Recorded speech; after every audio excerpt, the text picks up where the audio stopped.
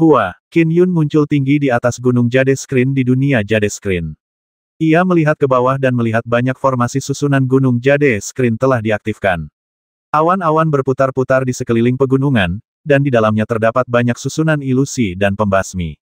Sebuah sekte atau klan keluarga biasanya memiliki pertahanan eksternal yang lemah, tetapi pertahanan internalnya kuat. Dengan keamanan area yang begitu ketat dan pertahanan yang aktif, jelas ada sesuatu yang tidak biasa. Dari kelihatannya, keluarga Han benar-benar dalam masalah besar. Qin Yun melangkah dan muncul di pintu masuk terluar gunung Jade Screen. Di pintu masuk ada dua jenderal penjaga, keduanya memiliki kekuatan Sky Immortals. Para kultivator mungkin berkhianat, tetapi para jenderal penjaga sangat setia. Mereka melaksanakan semua perintah dengan sempurna dan tidak berani menahan diri sama sekali. Qin Abadi Pedang seorang jenderal penjaga tercengang. Meskipun mereka ditugaskan menjaga pintu masuk gunung Jade Screen, kedua jenderal penjaga itu masih bisa mengenali entitas-entitas terkenal di wilayah kekuasaan Effulgen. Qin, Dewa Pedang, karena gunung Jade Screen sekarang sedang dikarantina ketat, mohon maafkan kami karena tidak mengizinkan Anda masuk, kata seorang jenderal pelindung dengan hormat. Kami sudah memberitahu guru bahwa Anda ada di sini. Qin Yun mengangguk sedikit. Saat ia berdiri di depan pintu masuk keluarga Han, tampak seolah-olah keluarga Han masih kokoh berdiri. Terlebih lagi, melalui ikatan karmanya, ia masih bisa merasakan bahwa putrinya aman dan sehat. Ia menghela napas lega. Di sebuah gua gelap di planet terpencil, kepala keluarga Han, Golden Placid, telah menempatkan sebuah avatar. Jika tubuh aslinya menghadapi bahaya dan tidak dapat meminta bantuan, avatarnya akan dapat mencarikan bantuan untuknya. Dia memiliki janggut dan rambut putih, alisnya yang panjang mencapai dadanya. Pada saat itu, ruang di depannya beriak terbuka. Ruang itu terhubung ke kehampaan yang jauh. Di ujung lainnya terdapat sebuah istana di dalam istana surgawi, dan seorang jenderal istana surgawi berdiri di sana. Paman guru, saudaraku, Golden Maple, langsung kalah. Avatarnya telah menghilang, dan gagal memberitahuku apapun tentang pembasminya tepat waktu. Jelas sekali kekuatan pembasminya jauh melebihi Golden Maple, kata Golden Placid buru-buru. Setelah avatar Golden Maple menghilang, tak lama kemudian lampu hati yang ditinggalkannya di klan keluarga pun padam. Jelas, dia sudah mati. Pembasmi ini telah berkali-kali menggagalkan rencana keluarga Hanku, sampai-sampai berpura-pura lemah, berpura-pura lebih lemah dari Golden Maple. Tujuannya kemungkinan besar untuk memancing kami berdua, saudara-saudara, agar bergabung untuk menghadapinya. Mengenai kekuatannya yang sebenarnya, kemungkinan besar dia berada di alam ibel leluhur setengah langkah agar dia bisa menghabisi saudaraku dalam satu serangan. Kekejamannya luar biasa. Dia tidak hanya membasmi saudaraku, dia juga membasmi banyak dewa abadi keluarga Hanku. Setiap ketidakadilan ada pelakunya, setiap utang ada debiturnya. Sekalipun kami bersaudara punya dendam padanya, dia bisa saja membalas dendam pada kami. Kenapa dia harus menyerang dewa abadi keluarga Hanku? Banyak dewa abadi itu berasal dari dunia sekitar dan telah bersumpah setia kepada keluarga Hanku. Menyeret orang tak bersalah dengan cara seperti itu, tampaknya merupakan tindakan seorang penjahat, kata Golden Placid segera. Ibel adalah musuh bersama banyak faksi. Keponakan murid Golden Placid, tenanglah. Aku akan segera memberitahu Jenderal Bai dari wilayah kekuasaan Effulgen, kata Jenderal Pengadilan Surgawi sambil tersenyum. Pengadilan Surgawi telah menempatkan pasukan di wilayah kekuasaan Effulgen dan mereka dipimpin oleh Jenderal Bai. Dia memiliki lebih dari 10.000 pasukan surgawi yang ditempatkan di wilayah kekuasaan Effulgen dan memiliki otonomi, jadi dia tidak perlu melapor kepada atasannya sebelum mengirim pasukan ke dunia layar giok. Sedangkan aku, jika aku mengirim pasukan ke wilayah kekuasaan Effulgen, aku perlu memberitahu Marsekal. Jika dibutuhkan lebih banyak pasukan lagi, Kaisar Giok harus diberitahu. Kedatangan Jenderal Bai seharusnya sudah cukup, kata Golden Placid segera. Dia memiliki kekuatan setengah langkah Dewa Emas dan memimpin pasukan surgawi. Bahkan jika dia bertemu ibel leluhur biasa, dia tetap akan mampu melawan mereka. Dunia layar giokmu adalah dunia kecil, jadi ibel leluhur tidak bisa turun dengan tubuh asli mereka. Aku yakin Jenderal Bai akan pergi menemuimu. Namun, Jenderal Bai adalah murid Istana Tur Hijau, sementara kami berasal dari Istana Delapan Pemandangan dari garis keturunan agung tertinggi. Masih ada sedikit keretakan akibat perang tiga faksi saat itu, tetapi karena hubungan sipil kita, dia akan pergi. Namun, kau harus menunjukkan rasa hormat dan menjamunya dengan baik. Jika dia tidak mementingkan masalah ini, keluarga Hanmu akan berada dalam masalah, kata sang jenderal. Paman Guru, jangan khawatir. Saya mengerti semua itu. Tolong segera kirimkan permintaan itu kepada Jenderal Bai. Saya khawatir penundaan apapun akan menyebabkan keadaan yang tidak terduga, kata Jenderal Bai segera. Saya sudah mengirim pesan kepadanya saat berbicara dengan Anda, kata sang jenderal sambil tersenyum. Dia bilang dia sudah mulai memantau dunia Jade Screen. Selain itu, dia sudah mulai mengumpulkan pasukan surgawi. Lagi pula, meskipun 10.000 pasukan ditempatkan di wilayah kekuasaan bercahaya, kebanyakan dari mereka menghabiskan waktu untuk berkultivasi. Mengumpulkan pasukan secara tiba-tiba membutuhkan waktu. Kedua, dia masih belum bisa memastikan siapa musuh yang Anda hadapi di dunia Jade Screen. Akibatnya, dia tidak bisa dengan mudah mengirim pasukan. Begitu pembasminya muncul, dia akan memimpin pasukan ke dunia Jade Screen. Baiklah, jawab Golden Placid. Jenderal Bai jelas tidak dapat mengirim pasukannya ketika identitas musuh masih belum diketahui. Di tempat lain di Met, Jade Screen milik keluarga Han di dunia Jade Screen.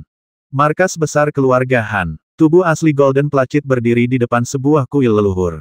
Ia mengamati berbagai lampu hati, dan di antaranya, lampu hati milik saudaranya, Golden Maple, telah padam. Yang bisa dilakukannya hanyalah memandangnya dalam diam. Ia memiliki bakat luar biasa dalam kultivasi sejak usia muda. Sepanjang perjalanan, ia merawat adik-adiknya dengan baik, membimbing mereka di jalur kultivasi. Seiring waktu, hanya adiknya, Golden Maple, yang mampu mengikuti jejaknya. Ia bahkan secara tak sengaja bertemu dengan orang-orang yang langka. Mereka masing-masing mencapai alam Sky Immortal tingkat ke-9 dan ke-8. Mereka mendirikan keluarga Han, sebuah klan keluarga termasyur di wilayah kekuasaan Effulgen. Mereka menguasai puluhan dunia tetangga dan banyak sekali kultivator yang telah bersumpah setia. Tapi sekarang, saudaranya telah meninggal. Seharusnya aku menghentikanmu. Setelah sekian lama damai, aku telah lengah, gumam Golden Placid. Maple kecil, setelah aku menyelesaikan krisis ini, aku akan segera mulai mencarimu. Bahkan jika aku harus melintasi 3 alam, aku akan menemukan reinkarnasimu. Setelah melewati kesengsaraan surgawi, tersirat bahwa seseorang akan memiliki usia yang sama dengan surga. Dengan demikian, nama mereka akan dihapus dari catatan kehidupan dan kematian. Jika manusia bumi abadi bereinkarnasi, hal itu akan tercatat dalam catatan kehidupan dan kematian. Namun, Sky Immortals tidak memiliki catatan seperti itu. Lebih jauh lagi, semakin tinggi level pertarungan, semakin besar pula kerusakan yang ditimbulkannya terhadap jiwa. Saat manusia bertarung, apapun serangan yang mereka lancarkan, jiwa akan tetap utuh. Pada tingkat jiwa esensi, jiwa seseorang akan menjadi lemah, tetapi kekuatan dasar jiwa akan tetap utuh. Bagi para dewa langit biasa, kerusakan pada kekuatan dasar jiwa mereka juga kecil. Akan tetapi, kerusakannya bertambah seiring bertambahnya wilayah. Pada tingkat Dewa Emas atau Ibel leluhur, seseorang dapat memusnahkan jiwa sepenuhnya, meninggalkan secercah roh sejati untuk reinkarnasi. Bahkan leluhur Dao atau leluhur Buddha pun tidak dapat menemukan reinkarnasi ini. Golden Maple adalah Sky Immortal dari langit ke-8. Mampu membasminya dalam satu serangan menunjukkan kekuatan pembasmi yang mengerikan. Kerusakan jiwanya juga akan sangat besar. Itu akan meninggalkan jiwa yang sangat lemah untuk bereinkarnasi. Oleh karena itu, menemukan reinkarnasi akan sangat sulit. Tentu saja, itu jauh lebih baik daripada menemukan reinkarnasi roh sejati. Tuan, pedang abadi Qin ada di luar, terdengar sebuah suara. Qin Yun Golden Placid tersentak dari ingatannya. Ia mengendalikan seluruh susunan klan keluarga, jadi ia langsung merasakan pintu masuk. Dia memberi perintah dengan pikiran. Kekuatan langit dan bumi berkumpul sebagai avatar yang terwujud di pintu masuk. Qin Yun menunggu di pintu masuk. Kedua jenderal penjaga tampak sangat hormat saat mereka berdiri di samping. Setelah itu, kekuatan langit dan bumi mewujud menjadi sebuah avatar. Salam, pedang abadi Qin, kata avatar Golden Placid. Taois Golden Placid, apa yang terjadi tanya Qin Yun langsung. Kenapa keamanannya ketat? Saudaraku, Golden Maple, telah bereinkarnasi, kata Golden Placid lirih. Qin Yun tercengang. Bereinkarnasi, kita bicara di dalam. Golden Placid tampak tenang, tetapi matanya dipenuhi kesedihan yang mendalam. Setelah masuk, mereka terbang berdampingan.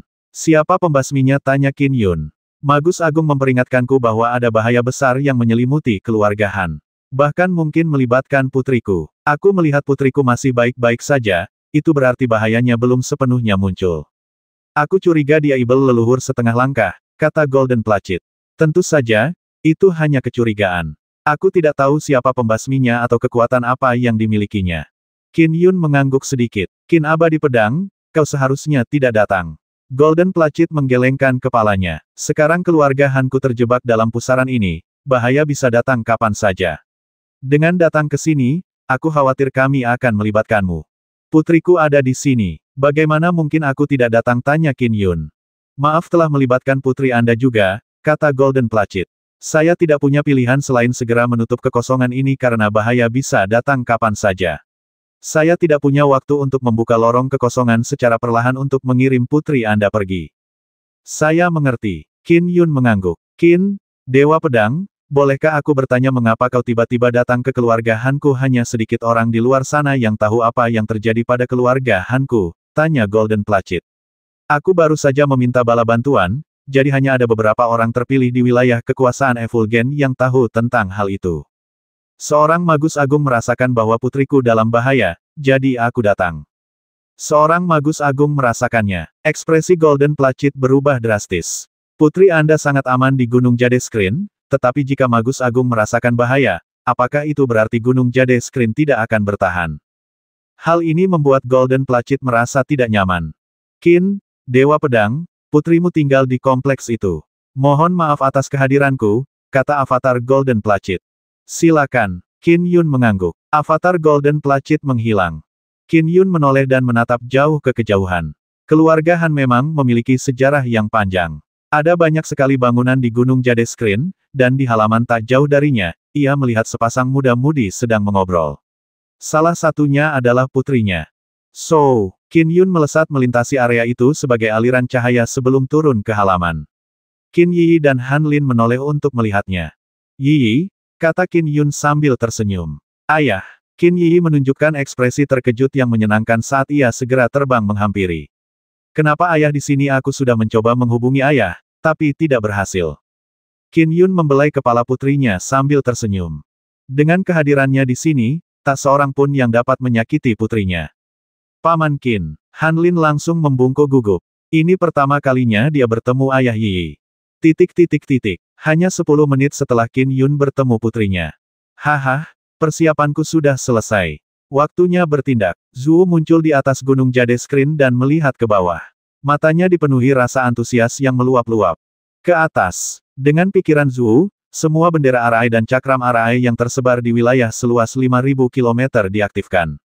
Hal ini menyebabkan perubahan mendadak di berbagai wilayah sungai, gunung, dataran, kota. Semuanya mengalami perubahan drastis. Ayo. Di jalan yang berjarak 1.500 km dari Gunung Jade Screen, beberapa orang sedang memacu kuda mereka ketika tiba-tiba melihat pemandangan di depan mereka berubah. Jalan di depan mereka berubah menjadi sungai yang deras. Tahan. Orang-orang ini segera menghentikan kuda mereka yang berlari kencang karena ketakutan. Kuda-kuda mereka pun agak terkejut. Beberapa bahkan mundur dengan panik. Apa yang terjadi? Kami sedang menyerbu ke depan ketika tiba-tiba tiba di tepi sungai. Ini, Sungai Dongchang. Seharusnya 100 km jauhnya dari kita. Bagaimana mungkin? Aku mau ke Jamban, tapi kenapa aku malah di jalanan? Seorang pria gemuk menatap dengan heran sambil memegangi perutnya, terburu-buru menuju Jamban. Ia memandangi jalanan ramai di sekitarnya. Ini kota perahu kuno. Ah, tolong, ada orang-orang yang sedang berjalan tiba-tiba muncul di udara. Mereka sekarang jatuh lurus ke bawah. Di area seluas 5.000 km, kehampaan itu telah berubah menjadi jungkir balik. Seperti puzzle, ia telah hancur berkeping-keping dan perlu disatukan kembali.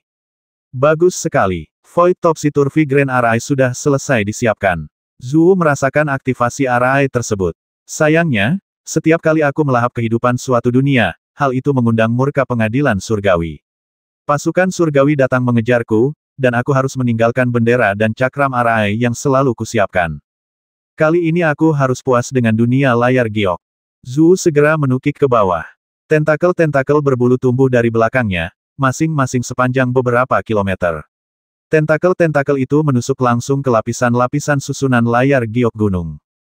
Di halaman kecil rumah keluarga Han Dimet, Jade Screen.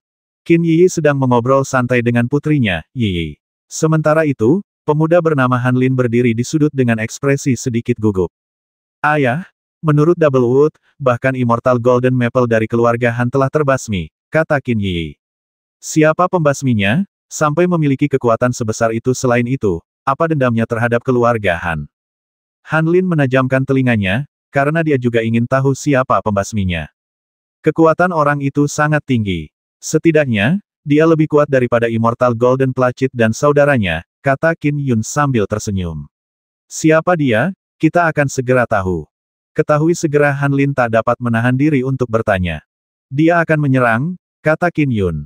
Tepat saat suaranya memudar. Ledakan, ledakan, ledakan. Gema gempa dahsyat itu datang dari jauh.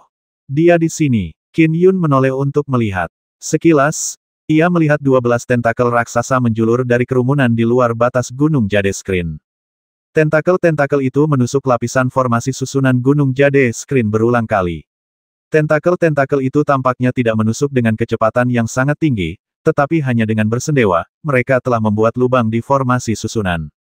Tentakel-tentakel itu kemudian meregang ke dalam dan terus membelah formasi susunan yang lebih dalam. Formasi susunan itu bagaikan salju di depan air mendidih melawan tentakel-tentakel ini. Penghalangnya mudah meleleh dan berlubang. Susunan itu tidak dapat memberikan perlawanan apapun. Tentakel-tentakel ini. Han Lin dan Qin Yi memandangi tentakel-tentakel mengerikan itu. Tentakel-tentakel itu lebih tinggi dari gunung dan membuat mereka merinding.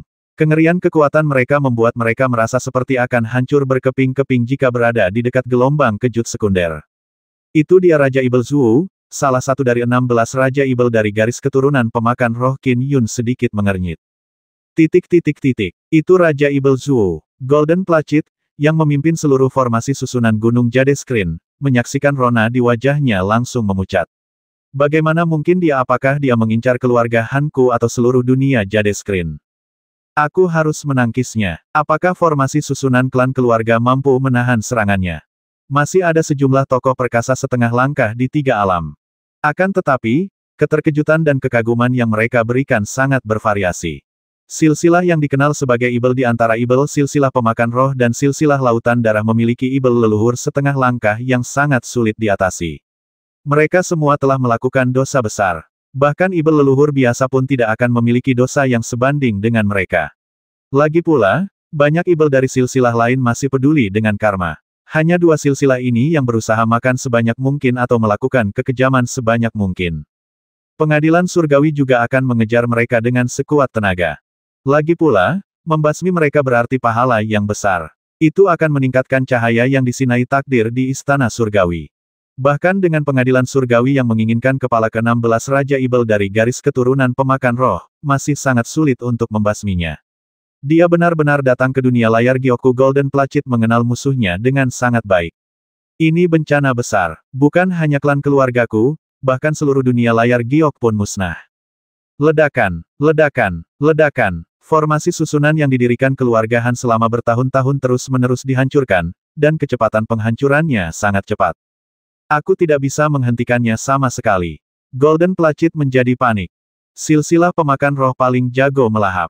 Ibel leluhur setengah langkah bahkan bisa melahap harta karun Numinous Conate biasa. Formasi susunan klan keluargaku mungkin bagus dan lemah di berbagai aspek, tetapi tetap akan takluk padanya. Golden Placid tahu ini. Konon, Ibel leluhur yang mendirikan garis keturunan pemakan roh bahkan telah memakan sebagian harta karun utama umat Buddha. Jika umat Buddha lebih ceroboh lagi, seluruh harta karun utama itu pasti sudah dimakan habis. Nafsu makan garis keturunan pemakan roh dikenal paling mengerikan di 3 alam. Tanpa perlu menyebut Ibel leluhur setengah langkah ini saja sudah memiliki kemampuan melahap yang sangat mengerikan. Alam surgawi, pengadilan surgawi. Di depan istana bintang utara. Beberapa jenderal ditempatkan di sini saat mereka mengawasi berbagai wilayah di 3 alam. Dunia layar Giok milik Effulgent Dominion baru saja mengalami fluktuasi besar. Cepat selidiki. Sebuah perintah diberikan. Pesanan diterima. Seorang jenderal bersenjata tombak berdiri di depan istana, mata ketiganya terbuka di glabela. Ia memandang jauh ke kejauhan, ke dunia layar Giok milik wilayah kekuasaan yang bercahaya. Oh, sang jenderal langsung menyadari pria feminin yang berdiri di depan layar Gunung Giok. Di punggungnya tumbuh 12 tentakel panjang yang dengan ganas menyerang susunan itu. Raja Ibel Zhu, seru sang jenderal tak kuasa menahan diri. Ia segera berbalik dan berlari ke Istana Bintang Utara untuk melaporkan kejadian itu. Raja Ibel Zhu muncul lagi, para jenderal di sampingnya juga terkejut. Meskipun mereka mengawasi tiga alam, mereka tidak menunjukkan perhatian terhadap hal-hal biasa. Namun, jika Raja Ibel Zhu berani muncul, itu berarti pengadilan surgawi punya kesempatan untuk menangkapnya. Dunia Jadeskrin, keluarga Hanmet. Jadeskrin. Ledakan. Tentakel-tentakel yang lebih tinggi dari gunung itu menggapai-gapai dengan panik saat mereka menghancurkan susunan itu. Banyak sekali manusia fana dan ratusan manusia abadi di dalam gunung Jadeskrin gemetar ketakutan. Itu Raja Ibel Zhu. Itu Raja Ibel Zhu. Kita celaka. Celaka. Keluarga Han sudah tamat. Dunia layar giok juga sudah tamat. Para dewa yang mengenal Raja Ibel Zhu semuanya terkejut dan putus asa. Semua Ibel leluhur setengah langkah dari garis keturunan pemakan roh telah tumbuh lebih kuat karena pengejaran berulang-ulang dari pengadilan surgawi, jadi wajar saja mereka sangat menakutkan. Dia bukanlah sesuatu yang bisa dilawan oleh keluarga Han mereka. Han Lin dan Qin Yi juga merasa sangat tertekan. Terlalu cepat, terlalu cepat. Golden Placid mengerahkan seluruh kekuatannya, matanya memerah. Dalam waktu sekitar 15 detik, formasi susunan akan hancur total. Kapan Jenderal Bai akan tiba? Adapun Qin Yun, dia menyaksikan adegan ini dengan tenang. Raja Ibel Zhu dengan kekuatanku saat ini, mengalahkannya mudah, tapi aku takkan bisa membasminya, pikir Qin Yun sambil mengerutkan kening.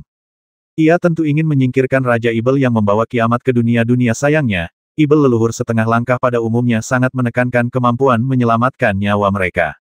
Mereka bahkan bisa beradu beberapa pukulan dengan sosok-sosok perkasa. Sedangkan Raja Ibel Zhu, kemampuan menyelamatkan nyawanya bahkan lebih efektif daripada kebanyakan. Di pengadilan surgawi, ada Dewa Langit tingkat ke-9 yang setara dengan sosok-sosok perkasa. Namun, bahkan ketika mereka memimpin pengejaran bersama pasukan surgawi, Zhu masih berhasil lolos. Qin Yun menilai dari kecerdasannya bahwa ia juga tidak mampu membasmi Zhu. Yi, ayo jalan-jalan. Qin Yun menggandeng tangan putrinya. Pergi jalan-jalan. Qin Yi dan Han Lin terkejut. Suara mendesing. Tepat saat kalimatnya berakhir, Qin Yun segera terbang bersama Qin Yi. Karena ia akan menyerang Zhu, Qin Yun tentu saja harus membawa putrinya, memastikan putrinya tetap dekat dengannya. Dewa Pedang Qin Golden Placid, yang memimpin formasi susunan, segera mengirimkan transmisi suara. Dewa Pedang Qin, aku benar-benar minta maaf karena telah melibatkanmu dan putrimu. Cepat kabur dari sisi seberang gunung Jadeskrin. Namun, ruang hampa di luar telah sepenuhnya disegel oleh Raja Ibel Zhu. Kau harus berhati-hati saat kabur.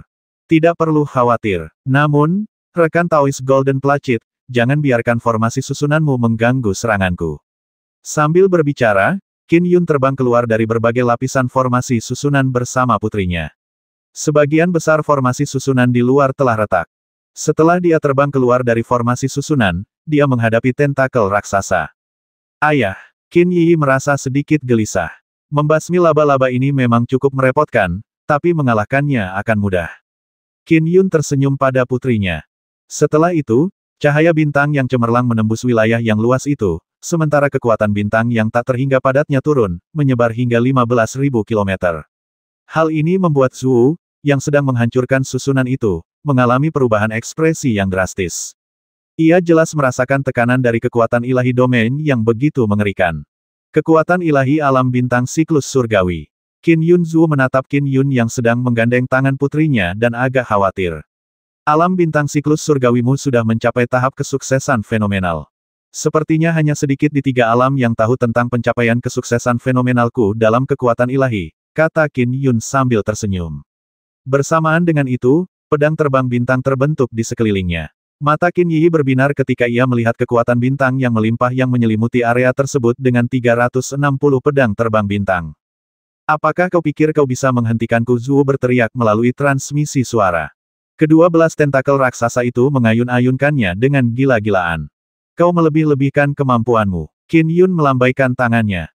360 pedang terbang bintang langsung melesat keluar dan membentuk pusaran air. Mereka menari-nari bak sungai surgawi, sementara banyak aliran air menangkis 12 tentakel raksasa. Tak peduli bagaimana kedua belas tentakel itu menyerang, bahkan mampu melahap beberapa pedang terbang bintang 12 dalam sekejap mata namun melawan 360 pedang 12 sungguh tak berarti. Lebih jauh lagi, Qin Yun berhasil memadatkan 12 pedang terbang bintang lainnya hanya dengan pikiran.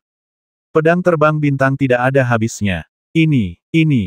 Di seluruh layar Gunung Giok, ratusan makhluk abadi, termasuk Golden Placid, serta Han Lin dan rombongan, melihat ini dengan jelas. Kedua belas tentakel yang mengerikan itu sepenuhnya tertahan oleh aliran air yang diciptakan oleh 360 Stellar Flying Swords, dan gagal maju 1 inci pun. Dia memblokirnya Golden Placid tampak terkejut saat melihat ini. Suara mendesing. 5.000 kilometer jauhnya, sepasukan prajurit muncul dengan galak di udara. Mereka dipimpin oleh Dewa Emas setengah langkah, kakak senior Wang Qian. Ia memiliki pasukan yang ditempatkan di wilayah kekuasaan Effulgen, dan bisa tiba dengan sangat cepat jika ia datang sendirian. Namun, mengumpulkan pasukan tentu saja membutuhkan waktu. Ia sudah tiba secepat yang ia bisa. Raja Ibel Zhu adalah salah satu dari 16 Raja Ibel dari garis keturunan pemakan roh. Pengadilan surgawi pasti akan mengirimkan jenderal-jenderal kuat untuk menangkapnya. Yang perlu kita lakukan adalah menundanya sebisa mungkin. Misi kita selesai setelah aku mendapatkan cukup waktu bagi pasukan pengadilan surgawi untuk tiba, kata Jenderal Wang Qian. Juga, di depan ada Void Topsy Turvy Grand Array yang didirikan oleh Raja Ibel Zhu. Tak seorang pun dari kalian boleh mengambil tindakan sendiri. Patuhi semua prosedur operasi standar militer. Baik, Jenderal, kata beberapa letnan jenderal di belakangnya dengan hormat. Pada saat itu, Jenderal Wang Qian telah mengumpulkan 5.000 pasukan surgawi. Mereka dengan cepat terbang ke dalam Void Topsy Turvy Grand Array, dan meskipun di dalamnya kacau, Jenderal Wang Qian telah lama merasakan jalan yang relatif terpendek, saat ia maju dengan cepat. Zhu melirik dari jauh sambil mengeluarkan dengusan dingin. Seketika, tekanan di Void Topsy Turvy Grand Array meningkat pesat. Bahkan dengan penambahan formasi militer, banyak pasukan surgawi merasa terbebani karena mereka terbang jauh lebih lambat. Betapa beratnya. Pasukan surgawi ini merasa berat untuk maju terus. Namun seketika, kekuatan bintang yang besar menyelimuti mereka masing-masing, melindungi tubuh mereka dan memungkinkan mereka untuk sepenuhnya mengabaikan penekanan kekosongan. Terima kasih, adik Qin, kata Wang Qian sambil tersenyum melalui transmisi suara dari jauh. Tidak apa-apa, Qin Yun memegang tangan putrinya di udara sambil tersenyum. Seorang abadi pedang jiwa esensi belaka ingin menggunakan kekuatan ilahi untuk menandingiku ketika 12 tentakel Zhu gagal menembus pertahanan Qin Yun meskipun serangan mereka yang tak henti-hentinya, ekspresinya berubah menjadi mengerikan. Dengan suara mendesing, 12 tentakel raksasa itu langsung masuk kembali ke tubuhnya. Lengannya berubah menjadi sepasang tentakel besar, berwarna-warni, dan berbulu. Tentakel ini bahkan lebih besar, dengan kekuatan yang bahkan lebih mengerikan. Pergi. Tentakel-tentakel raksasa berwarna-warni itu menerjang, menusuk tepat ke aliran air yang tampak seperti sungai dewa. Pedang terbang bintang berbentuk aliran air hancur satu demi satu, dan saat hancur, sepasang tentakel itu terus bergerak maju. Tentakel itu segera mencapai formasi susunan keluarga Han dan terus menghancurkan formasi susunan itu. Oh tidak, dia terus membobol susunannya. Para dewa dan anggota keluarga Han di layar Gunung Giok panik. Ayah! Qin Yi menggenggam tangan ayahnya erat-erat, tampak gugup. Rahang garis keturunan pemakan roh memang kuat, gumam Qin Yun dalam hati setelah melihat perkembangan situasi. Konon, Ibel leluhur setengah langkah dari garis keturunan pemakan roh mampu melahap harta karun Numinous Conate. Pedang terbang stelarku sama sekali tidak bisa menghentikannya. Jika ia dapat dengan mudah dihalangi, pengadilan surgawi pasti sudah lama berhasil mengejarnya. Pergi. Qin Yun segera memberi perintah kepada 360 pedang terbang bintang, dan langsung melepaskan kedua tentakelnya. Tentakel-tentakel itu mulai bermanifestasi sebagai gerakan pedang, dan kilatan pedang berkumpul membentuk sungai surgawi yang menghantam tubuh Zhu. Karena dia tidak dapat menghentikan tentakel itu, dia langsung menyerang tubuhnya. Silsilah pemakan roh bukanlah sage pendiri fisik. Rahang mereka sangat tajam dan tangguh, tetapi tubuh mereka relatif jauh lebih lemah. Oh orang pembawa sial, Qin Yun terus-terusan mengganggu rencanaku. Zhu menggerutu. 12 tentakel yang biasanya dilepaskannya ampuh untuk menyerang dan bertahan, dan hanya menguras sedikit kekuatan Dharma. Dua lengan yang kini ia wujudkan sebagai tentakel memang kuat, tetapi menguras banyak kekuatan Dharmanya. Agak canggung juga menggunakannya untuk bertahan. Zhu hanya bisa menyisakan satu tentakel untuk menangkis kilatan pedang yang membelah bagai sungai surgawi. Tentakel berwarna-warni itu pun bengkok akibat serangan itu. Ledakan. Meskipun Qin Yun hanya menggunakan sebagian kekuatannya, Zhu tetap merasa sengsara. Bagaimana jurus pedangnya bisa sekuat itu, aku tak bisa menahannya kecuali aku menggunakan seluruh kekuatanku. Ia terpaksa menggunakan kedua tentakelnya yang besar untuk bertahan. Tentakel itu melingkari tubuhnya dan menciptakan pertahanan yang tidak dapat ditembus. Namun dengan melakukan hal tersebut, tidak ada cara baginya untuk menyerang formasi susunan itu. Orang pembawa sial, geram Zhu. Ia terpaksa melindungi diri dari rentetan serangan kilatan pedang yang tak henti-hentinya, membuatnya tak berdaya untuk terus menyerang Gunung Jade Screen. Dan pada saat itu, Oh Qin Yun dan Jenderal Wang Qian, serta Zhu, merasakan fluktuasi besar di luar angkasa di dunia layar giok. Di luar angkasa di dunia Jade Screen, para prajurit dari Istana Surgawi muncul dengan galak. Memimpin mereka adalah seorang jenderal bertubuh gempal setinggi 3.000 meter. Ia memegang kapak perang bermata dua sebesar gunung. Di belakangnya adalah pasukan surgawi yang memancarkan aura dahsyat. Dewa ajaib yang perkasa, pupil mata Zhu menyipit. Itu dia. Qin Yun menoleh. Pelopor Raja Surgawi Li, pembawa pagoda, Jenderal Dewa Ajaib Perkasa. Dewa Ajaib Perkasa ini adalah keturunan Dewa Kekacauan. Dia adalah Dewa Langit ke-9 dari garis keturunan petapa pendiri fisik. Dia memiliki kekuatan yang luar biasa, cukup untuk menandingi kekuatan para tokoh perkasa. Dia sering menjadi pelopor dalam berbagai pertempuran di pengadilan surgawi. Karena tubuh fisiknya yang mengesankan, dia mampu mempertahankan hidupnya bahkan jika dia berhadapan dengan tokoh-tokoh paling tangguh di 3 alam. Semua jenderal garda depan di pengadilan surgawi memiliki tubuh fisik yang kuat. Vanguard merupakan yang pertama memimpin serangan. Mereka yang tubuhnya lebih lemah, satu kegagalan saja berarti kehilangan nyawa. Para sage pembentuk fisik ini benar-benar hebat. Sekalipun mereka bukan tandingan musuh, mereka akan mampu lolos dengan selamat. Mighty Miracle God adalah salah satu yang paling terkenal. Sejak berdirinya pengadilan surgawi, Dewa Keajaiban Perkasa telah sering berpartisipasi dalam pertempuran di 3 alam melawan ibel-ibel jahat. Ia bahkan pernah beradu pedang dengan ibel leluhur tingkat puncak.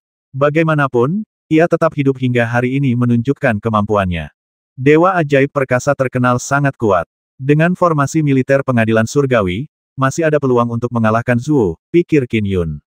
Jika tidak ada harapan, pengadilan surgawi tidak akan mengirim Dewa Ajaib Perkasa. Jika aku bergabung dengannya, peluang untuk mengalahkan Zhu akan lebih tinggi. Dan di luar angkasa, tepat di luar dunia Jade Screen, Dewa Keajaiban Perkasa menunduk, matanya sedingin es di bawah alisnya yang tebal dan lebat. Ia langsung berteriak, siapkan jaring arai yang tak terelakkan. Ya, 7 jenderal di bawahnya memimpin pasukan surgawi dan mulai menggunakan transferensi void utama. Mereka muncul di seluruh dunia layar giok. Dunia layar giok adalah sebuah planet yang besar. Semua orang di dalamnya dikepung. Siapkan susunannya. Pasukan surgawi menggabungkan kekuatan dan segera menyiapkan inescapable net array yang terkenal, yang digunakan oleh pengadilan surgawi untuk melawan setan jahat. Dengan susunan ini, mereka bisa mencakup wilayah seluas 50.000 km. Segala sesuatu di dalamnya akan terperangkap dalam jaring. Jenderal Wang Qian juga tidak terburu-buru. Karena pengadilan surgawi telah mengirimkan pasukannya, pasukan surgawinya tidak layak disebut-sebut. Sungguh tak mungkin kita bisa menandingi mereka. 7 jenderal di bawah Mighty Miracle God semuanya mampu menggunakan jurus Major Void Transference, kata seorang letnan jenderal di samping Wang Qian sambil mendesah. Dewa Keajaiban Perkasa membawa 10.000 pasukan surgawi kali ini, kata Wang Qian. Yang terlemah sudah menjadi Dewa Langit ke-6. Ada lebih dari 100 Dewa Langit ke-9. 7 di antaranya mampu menggunakan jurus transferensi kekosongan besar. Termasuk Dewa Keajaiban Perkasa sendiri, jumlahnya menjadi 8. Sedangkan bagi kami yang bertugas di wilayah kekuasaan bercahaya, 90% dari 10.000 pasukan surgawi kami hanyalah Dewa Langit pertama atau kedua. Dalam hal tingkat elitisme, mereka jauh lebih rendah. Lagi pula, mereka berada di bawah naungan Raja Surgawi Li, sementara kita hanyalah pasukan surgawi yang tersebar dan menjaga wilayah setempat. Bagaimana kita bisa dibandingkan dengan mereka? Saat arai jaring tak terelakkan dilemparkan. Fluktuasi yang mengerikan merasuki area seluas 50.000 km. Kemampuan menahannya bahkan sedikit lebih baik daripada alam bintang siklus surgawi milik Qin Yun. Semua gara-gara Qin Yun, rencanaku jadi berantakan. Zhu memelototi Qin Yun dengan penuh kebencian. Kalau bukan karena dia, 100 dewa di Gunung Jade Screen pasti sudah kumakan. Karena dewa keajaiban perkasa ada di sini, saatnya untuk pergi. Meskipun Zhu merasa geram, ia mulai melarikan diri dengan kedua lengan raksasanya melindungi tubuhnya. Qin Yun segera mengerahkan segenap kemampuannya untuk menghentikan serangannya. Ledakan, 5.000 pasukan surgawi yang dipimpin oleh Dewa Keajaiban Perkasa melakukan pemindahan kekosongan besar dan tiba di luar kekosongan besar yang terbalik. Raung, Dewa Keajaiban Perkasa mengangkat kapak bermata duanya yang besar tinggi-tinggi dan, dibantu oleh formasi militer 5.000 pasukan surgawi di belakangnya, ia menebas dengan dahsyat. Ia terkenal karena kekuatannya yang luar biasa, jadi ia paling jago dalam menggunakan kekuatan. Kekuatan tebasan itu dianggap cukup dahsyat bahkan di antara para dewa emas biasa. Ledakan, belahan ini menghasilkan riak-riak hitam yang terlihat dimanapun ia lewat. Hal ini menyebabkan kekosongan terus runtuh, dan lebih dari 500 km dari Void Topsy Turvy Grand Array hancur oleh serangan itu. Kekuatan yang ditunjukkan membuat Qin Yun agak khawatir. Dewa Keajaiban Perkasa segera menyerbu maju bersama pasukan surgawinya. Pada saat yang sama, ia berteriak, "Jenderal Wang, minggirlah. Yang tidak terlibat, mundurlah. Jangan ikut campur dalam upayaku menyingkirkan ibel ini." Suara itu bergemuruh di seluruh dunia Jade Screen. "Ayah, dia meminta kita mundur." Qin Yi melihat dewa ajaib yang perkasa menyerbu bersama pasukan surgawi dari kejauhan. Kekuatan yang mengerikan itu menegangkan hatinya. Kekuatan pasukan surgawi elit sejati dari pengadilan surgawi sudah cukup untuk membuat para kultivator biasa lemas. Sepertinya dia menganggap kita sebagai penghalang. Qin Yun tersenyum. Dia tahu bahwa Dewa Keajaiban Perkasa tidak akan menahan serangannya, jadi dia takut melibatkan orang yang tidak bersalah. Dewa Ajaib yang Perkasa, ini adik juniorku, Qin Yun. Dia juga seorang kultivator Istana Tur Hijau. Jenderal Wang Qian menyadari kecerobohan Dewa Ajaib yang Perkasa, jadi saat ia memimpin bawahannya mundur, ia mengirimkan transmisi suara. Qin Yun dari Istana Tur Hijau Dewa Ajaib Perkasa melirik ke kejauhan dan mengangguk kecil sebelum mengabaikannya. Dia adalah Jenderal Garda Depan Pengadilan Surgawi. Mengapa dia harus peduli dengan Dewa Emas setengah langkah biasa hanya karena Qin Yun berasal dari Istana Tur Hijau, dia harus lebih memperhatikannya.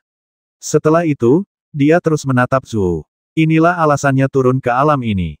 Wus, wus, wus. Zhu melarikan diri dengan cepat saat ia terbang ke dalam Void Topsy Turvy Grand Array. Yi, ayo kita ikuti. Qin Yun menggandeng tangan putrinya dan menaiki pedang hujan berkabut untuk mengejar dengan kecepatan tinggi.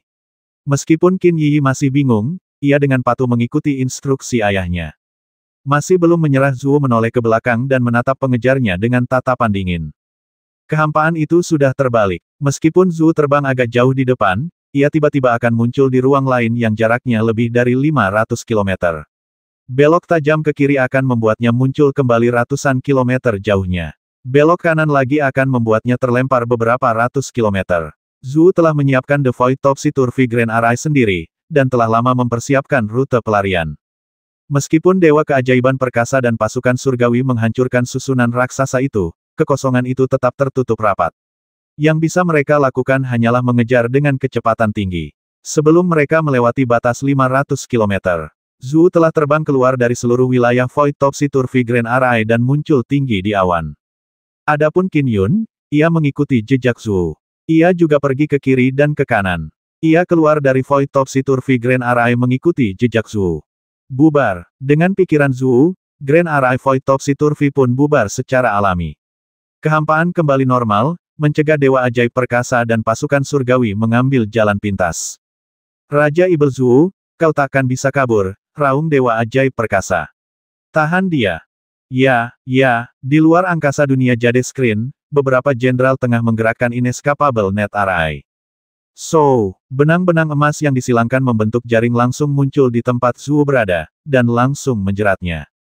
Ini Inescapable Net Array lagi. Zhu memasang ekspresi kesal. Tidak berguna. Ia tidak bisa menghentikanku. Kedua tentakelnya yang berbulu dan berwarna-warni merobek jaring emas itu dan ia terbang ke depan sambil menghancurkan jaring tersebut. Namun, kecepatannya menurun. Penekanan domain asli Inescapable Net Array ditambah pengekangan jaring membuat kecepatannya hanya 30% dari kecepatan tertingginya.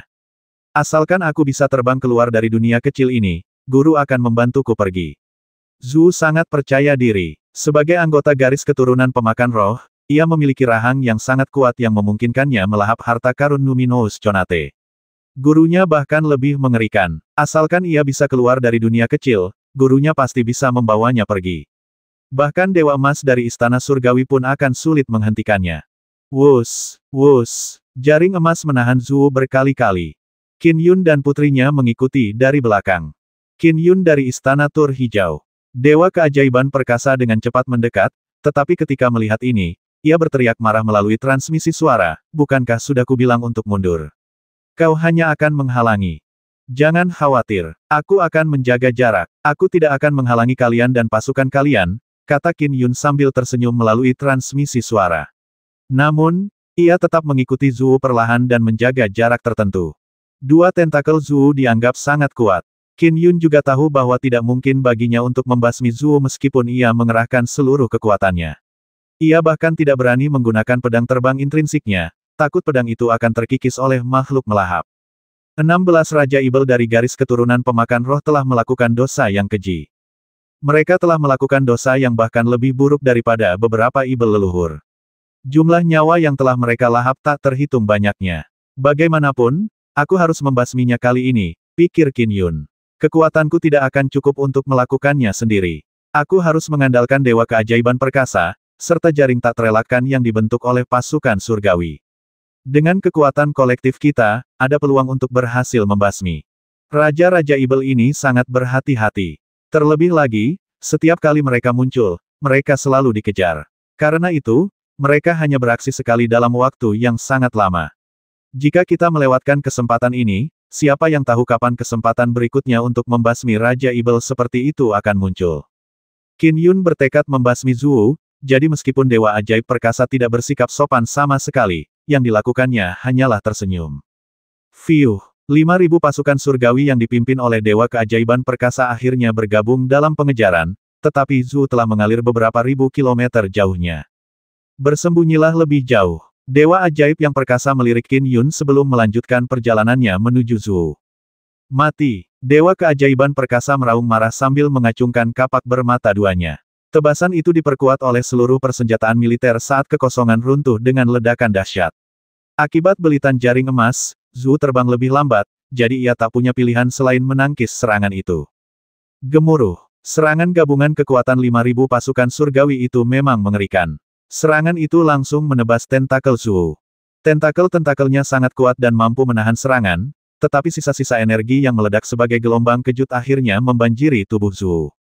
Bagian tubuh lainnya jauh lebih lemah daripada tentakelnya. Puff! Wajah Zhu memucat saat darah menetes di sudut mulutnya. Kalau bukan karena kekuatan gabungan 5.000 pasukan surgawi, akankah Dewa Ajaib Perkasa mampu melukaiku? Zhu diam-diam merasa kesal. Saat dia melawan, Zhu terus terbang.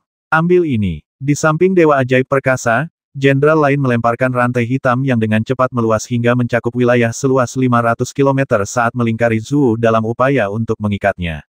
Jenderal lain melemparkan sebuah lonceng. Sebuah goncangan lembut menghasilkan alunan musik merdu yang membanjiri tubuh Zhu, langsung menuju jiwa esensinya. Retakan. Dua tentakel Zhu dengan mudah merobek rantai hitam itu, namun rantai yang putus itu dengan cepat memperbaiki dirinya sendiri dan membungkusnya. Musik lonceng itu membuat wajah Zhu mengerikan dan agak kesakitan. Sekarang ambillah ini. Dewa Keajaiban Perkasa membelah dengan kapaknya yang perkasa, membawa kekuatan 5.000 pasukan surgawi. Jaring, rantai, dan lonceng menahan Zhu dengan berbagai cara saat Dewa Keajaiban Perkasa melepaskan rentetan serangan terhadap penambahan pasukan. Namun, Zhu dengan kuat bertahan terhadap serangan itu dan terus terbang tinggi ke angkasa. Ia dengan cepat menempuh jarak 5.000 km dengan bantuan Void Topsy Turvy Grand Array dan telah mencapai ketinggian awan. Sementara Mighty Miracle God mengejar, ia menempuh jarak hampir 2.500 km lagi, bertahan dan terbang secara bersamaan. 4.000 km lagi sebelum aku bisa terbang keluar dari dunia layar giok. Zhu terus terbang tinggi sambil terus-menerus menembus awan. Bahkan berbagai serangan dari pasukan surgawi hanya berhasil memperlambatnya sedikit. 3.500 km lagi, Zhu melanjutkan. 3.000 km lagi. Luka Zhu semakin parah saat seteguk darah kembali menyembur keluar. Dewa Ajaib yang Perkasa terus menyerang dengan ganas. 2.500 km. Meskipun luka Zhu tampak parah, ia tetap mengeluarkan pil berwarna darah dan meminumnya, memungkinkan tubuhnya pulih dengan cepat ke kondisi prima. Meskipun kekuatan Dewa Ajaib yang perkasa dan 5.000 pasukan surgawi sangat kuat, hingga memperburuk cedera Zhu, untuk melemahkannya akan membutuhkan waktu yang lama. Lagi pula, luka berat bisa disembuhkan dengan pil. Soal menghabiskan pilnya, siapa yang tahu berapa banyak pil penyelamat yang dimiliki Zhu. 2.000 kilometer. Kilatan cahaya terpancar di mata Zhu saat awan menipis. Ia sudah bisa melihat langit berbintang yang luas, dan ia hanya berjarak 2.000 kilometer lagi untuk sepenuhnya keluar dari kungkungan dunia kecil. Dari sana, Dao Surgawi tak lagi menekan wilayah itu, dan gurunya bisa membawanya pergi. Percuma saja, pasukan surgawi dari pengadilan surgawi ini tetap tidak kompeten seperti biasa. Zhu melirik Dewa Ajaib Perkasa yang mengejarnya dengan ekspresi garang. Dewa Mukjizat yang Maha Kuasa memang gelisah dan murka. Silsilah pemakan roh dan silsilah pemakan roh dikenal sebagai Ibel di antara Ibel. Ibel-ibel ini memiliki cara bertahan hidup yang luar biasa. Dewa Mukjizat Perkasa sangat marah. Para ahli dari silsilah pemakan roh akan mengolah bagian tubuh tertentu hingga proporsi yang berlebihan. Hanya Ibel leluhur setengah langkah saja yang mampu melahap harta karun Numinous Conate.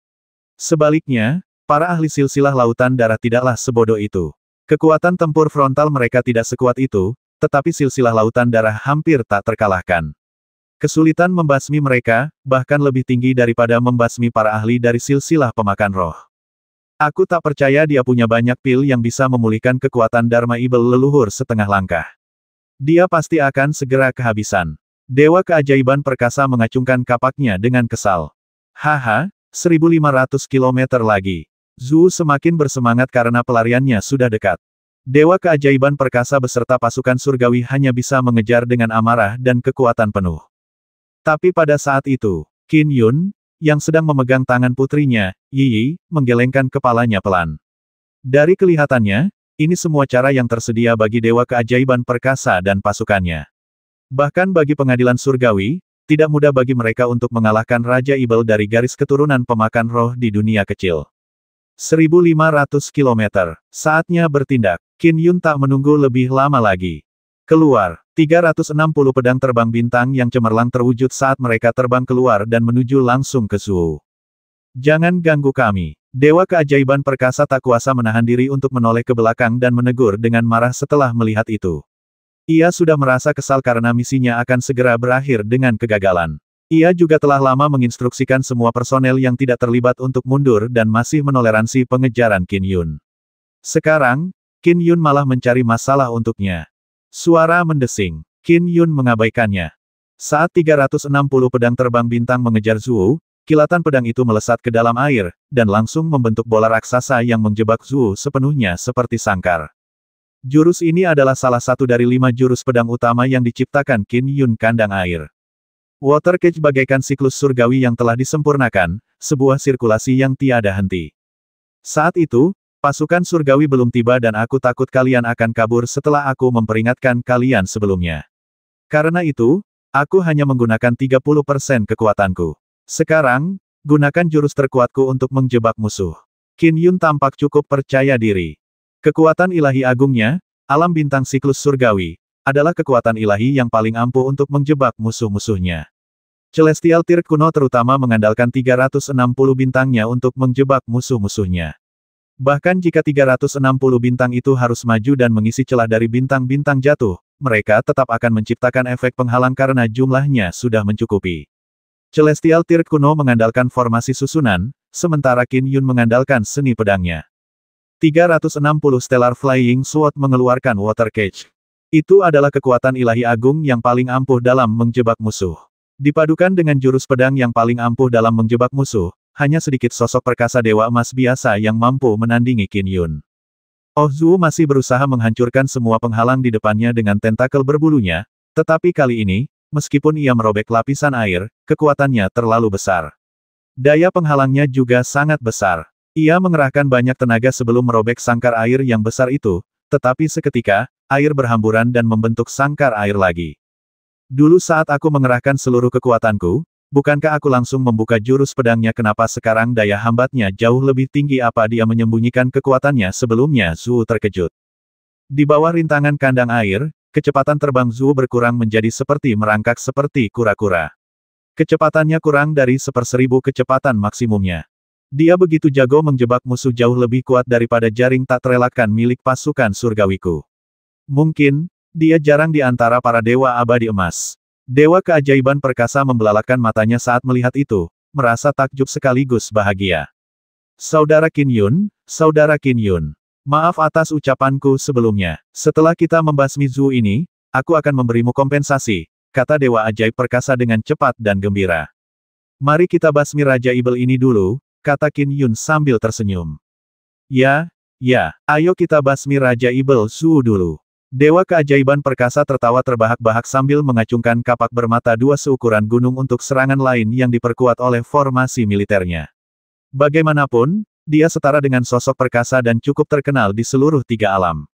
Meskipun gerakannya dikenal sembarangan, gerakannya tetap sangat rumit. Serangan-serangan itu terkendali, bagaikan pemotongan sapi yang dilakukan tukang jagal dengan terampil. Hal itu justru memperparah luka-luka Zhu. Tidak, Zhu mati-matian berusaha kabur, tapi sangkar air itu terlalu gigih. Bahkan ketika ia berhasil merobek sangkar air dengan susah payah, sangkar air baru akan terbentuk. Pengadilan surgawi juga memiliki harta karun Numinous Conate yang digunakan untuk menangkap musuh, tetapi menggunakan harta karun tersebut untuk melawan Zhu mungkin akan mengakibatkan dia menggunakan tentakelnya untuk menghancurkan sebagian kecil harta karun itu dengan melahapnya. Sedangkan untuk senjata ofensif, senjata seperti pedang hujan berkabut milik Qin Yun, kapak bermata dua milik Dewa Keajaiban Perkasa, mereka harus menghindari ujung kedua tentakel Zhu. Kapak itu membelah Zhu berkali-kali. Tubuhnya relatif lebih lemah, jadi yang bisa dilakukan Zhu hanyalah membungkus tubuhnya dengan kedua tentakelnya untuk melindungi dirinya, sehingga dia bisa menahan setiap serangan. Terbang seperti ini terlalu lambat. Aku tidak bisa kabur. Untuk bertahan hidup, aku harus membasmi Qin Yun itu. Kilatan tajam melintas di mata Zhu. Ledakan. Sekali lagi, kedua ujung tentakel merobek water cage dengan susah payah. Suas. Mulut Zhu terbuka lebar saat filamen berwarna darah melesat keluar. Filamen itu melesat dengan kecepatan luar biasa menuju Qin Yun. Hati-hati. Dewa Keajaiban Perkasa merasa khawatir, tetapi dia tidak punya waktu untuk menghentikannya. Qin Yun, yang menggenggam tangan putrinya di udara, tidak menunjukkan tanda-tanda kecemasan. Dengan kekuatan ilahi domain alam bintang siklus surgawi, ia dapat dengan jelas merasakan bahwa sinar berwarna darah itu adalah paku berwarna darah. Paku jiwa kebencian darah dari jalan Ibel dengan pikiran, Qin Yun memunculkan jubah bintang yang menyelimuti tubuhnya. Jubah itu sangat menyilaukan. Bersamaan dengan itu, wilayah 1000 kaki di sekitar Qin Yun membentuk dunia tersendiri. Itu adalah tahap keberhasilan fenomenal dari kekuatan ilahi agung, turunnya dunia jubah bintang siklus surgawi. Puah! Sinar berwarna darah itu menembus batas dunia yang gelap. Dunia itu begitu kokoh, memungkinkannya menghentikan sinar itu dan menampakkan wujud aslinya. Paku berwarna darah itu memiliki pola rune mistis. Paku itu tampak menantang untuk merobek dunia. Qin Yi dapat melihat kuku berwarna darah dengan jelas saat berdiri di samping ayahnya. Ayah? Apa itu? Qin Yi terkejut. Paku jiwa kebencian darah. Ini dimurnikan dari lautan darah kebencian oleh pengguna garis keturunan lautan darah. Ini senjata yang hanya bisa digunakan sekali dan sangat jahat, kata Qin Yun. Paku itu terus mencoba merobek membran dunia, tetapi setelah terhenti beberapa detik, akhirnya meledak menjadi bubuk. Kekuatan ilahi agung lainnya mata Zhu tampak putus asa saat melihatnya. Dan itu kekuatan ilahi agung yang melindungi tubuhnya sepenuhnya. Dengan dua kekuatan suci agung ini, dia akan menjelajahi 3 alam. Dewa Keajaiban Perkasa juga tercengang ketika melihat ini. Kedua kekuatan suci agung ini adalah keterampilan yang saling melengkapi, sesuatu yang bahkan diinginkan oleh Dewa Emas dan Buddha. Keduanya sangat praktis dalam pertempuran. Setelah serangan putus asa Zhu gagal merobek dunia yang dihasilkan oleh jubah bintang siklus surgawi, dia pun jatuh dalam keputusasaan. Dia berjuang untuk terbang 1.500 km. Bagi seorang Ancestral Fin setengah langkah, itu adalah jarak yang sangat pendek. Namun, di bawah kendali sangkar air, jaraknya terlalu jauh meskipun ia mampu terus terbang sambil berjuang. Jaraknya terlalu jauh. 1.500 km itu bagaikan jurang yang tak tertembus. Hahaha. Dewa Keajaiban Perkasa tertawa terbahak-bahak saat dia membelah berulang kali dengan kapaknya. Zhu berjuang keras sambil menelan pil untuk menahan rentetan serangan. Ia membawa cukup banyak pil yang dapat memulihkan kekuatan dharmanya. Tapi satu pil demi satu pil. Di bawah serangan gencar Dewa Mukjizat yang Maha Kuasa dan 5.000 pasukan surgawi, ia berhasil bertahan hampir 1 jam. Setelah terbang sekitar 90 km, ia akhirnya menghabiskan semua pilnya, dan tubuhnya tak sanggup lagi menahannya. Ini semua gara-gara kamu. Kamu, Zhuo menatap Qin Yun dengan penuh kebencian. Qin Yun, tuanku akan membalaskan dendamku. Qin Yun adalah murid Istana Tur Hijau. Kenapa dia takut pada kalian? Para ibel, ejek Dewa Ajaib Perkasa dari samping. Green Turing Palace terkenal dengan keamanannya dalam jumlah. Qin Yun menggenggam tangan putrinya dan mengamati dari kejauhan dengan dingin. Ia berkata dengan dingin, Raja Ibel Zhuo, satu dunia memiliki miliaran nyawa. Setelah berkultivasi hingga hari ini, kau telah menghabiskan nyawa 7 dunia kecil. Dao Surgawi menuntut balasan, dan hari ini, kau harus membayarnya dengan nyawamu. Hahaha, mereka cuma semut. Aku cuma benci kenyataan kalau aku nggak cukup kuat. Kalau aku cukup kuat, mana mungkin gabungan kekuatan kalian bisa menandingiku, raung Zhuo. Bam! Dengan kapak bermata dua yang kembali membelah, tubuh Zhuo tersentak dan matanya melebar membentuk lingkaran. Setelah itu, tubuhnya berubah menjadi debu, hanya menyisakan 2 tentakel berbulu dan berwarna-warni sepanjang 3 meter. Raja Ibel Zhuo, salah satu dari 16 Raja Ibel dari garis keturunan pemakan roh, telah musnah di dunia layar giok wilayah kekuasaan bercahaya. Dia terbasmi melalui pasukan gabungan Qin Yun dari Istana Tur Hijau dan Dewa Ajaib yang memimpin 10.000 pasukan surgawi. Dan sejak saat itu, garis keturunan pemakan roh hanya memiliki 15 Raja Ibel. Boom! Qin Yun merasakan cahaya jasa di tubuhnya meningkat pesat. Cahaya itu telah menebal. Aku masih jauh dari merit Gilded Glow. Jika aku membasmi Zhuo sendirian, mungkin aku bisa langsung mendapatkan merit Gilded Glow untuk melindungi diriku, pikir Qin Yun. Pada saat itu, pengadilan surgawi tentu saja menyaksikan pertempuran dari jauh. Para ibel, seperti Guru Zhuo, juga menyaksikan pertempuran tersebut. Para ibel tidak memiliki cara untuk menyelamatkannya karena dunia kecil hanya mengizinkan, paling banyak, aksi ibel langit dari Cakrawala ke-9. Terlebih lagi, ada jaring tak terelakkan yang dipasang, sehingga pengadilan surgawi memiliki keuntungan sebagai penggerak pertama. Pada saat itu, Dewa Ajaib yang perkasa dipenuhi dengan kegembiraan. Zhuo ini akhirnya terbasmi. Dewa Keajaiban yang Perkasa. Sebuah suara tiba-tiba menggelegar di telinga Dewa Keajaiban yang Perkasa. Raja Surgawi. Dewa Mukjizat Perkasa terkejut. Itu adalah bosnya, Raja Surgawi pembawa pagoda, Li dari Istana Surgawi. Perintah dalam bentuk transmisi suara dikirimkan melintasi ruang angkasa yang jauh. Dewa yang Maha Kuasa telah tercerahkan. Hahaha. Dewa Ajaib yang Perkasa terbang ke arah Qin Yun dengan beberapa jenderal di belakangnya. Ia tertawa terbahak-bahak dan tampak sangat ramah. Saudara Qin Yun, semua ini berkatmu. Kalau bukan karenamu, kita pasti sudah gagal dan terpaksa menyaksikan Raja Ibel itu melarikan diri tanpa daya. Qin Yun mendesah emosional pada dirinya sendiri. Dewa Keajaiban Perkasa telah tampil dominan sebagai jenderal garda depan pengadilan surgawi dan tidak menganggapnya penting. Sekarang, dia malah menertawakannya dan tampak agak rendah hati. Aku hanya membantu. Kalau bukan karena kau dan pasukan gabungan pasukan surgawi, kita tidak akan bisa membasmi Raja Ibel Zhuo, kata Qin Yun. Setelah kedua tentakelnya terfokus pada perlindungan, serangan dari sosok perkasa biasa hanya mampu melukai Zhuo sedikit.